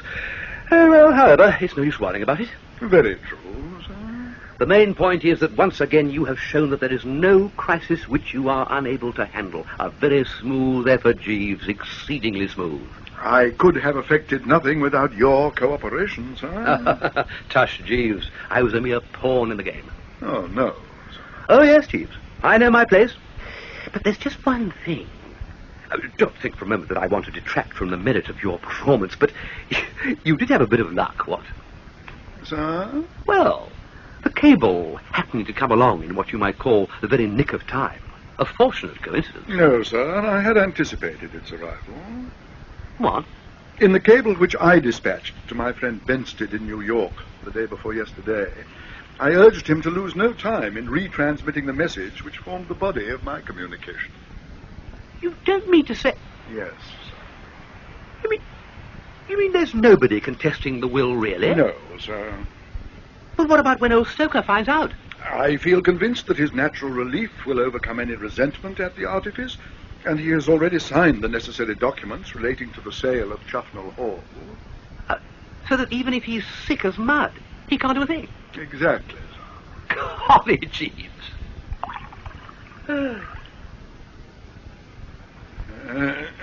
Might I ask, sir, what you intend to do now? Eh? Now that your cottage is burned down, sir, is it your purpose to take another in the neighborhood? No, Jeeves, no. I shall return to the metropolis. To your former apartment, sir? Oh, yes. But, I know what you're going to say, Jeeves. You were thinking of the neighbours' objections to the old banjolele, which drove me out in the first place. Circumstances have changed, Jeeves. As you know, my banjolele perished in the flames last night. You will be pleased to hear that I shall not buy another. No, sir? No, Jeeves. The zest has gone. I shouldn't be able to twang a string without thinking of Brinkley. And the one thing I do not wish to do till further notice is to think of that man of wrath. You are not intending to retain him in your employment, then, sir? Retain him in my employment? After what has occurred, after finishing first by the shortest of heads in the race with him and his carving knife, I do not so intend, Jeeves. Stalin, yes. Al Capone, certainly. But not Brinkley. Then, as there is a vacancy in your establishment, sir, I wonder if you would consider it a liberty if I were to offer my services. You... What, Jeeves? I venture to express the hope, sir, that you might be agreeable to considering my application for the post. I should endeavour to give satisfaction, as I trust I have done in the past.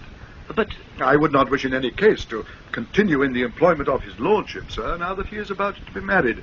I yield to no one in my admiration for the many qualities of Miss Stoker, but it has never been my policy to serve in the household of a married gentleman. Why not? It is merely a personal feeling, sir. Oh, I see what you mean. The psychology of the individual. Precisely, sir. And now the banjolele is no more. You really want to come back to me? I should esteem it a great privilege, sir, if you would allow me to do so, unless you are thinking of making other plans. No, Jeeves, no. That is to say, yes, Jeeves. Yes. Thank you, Jeeves. Not at all, sir.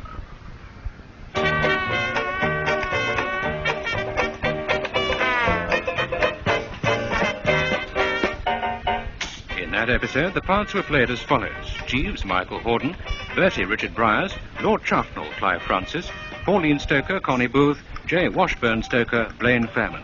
The episode was adapted for radio by Chris Miller from the book Thank You, Jeeves by P.G. Wodehouse.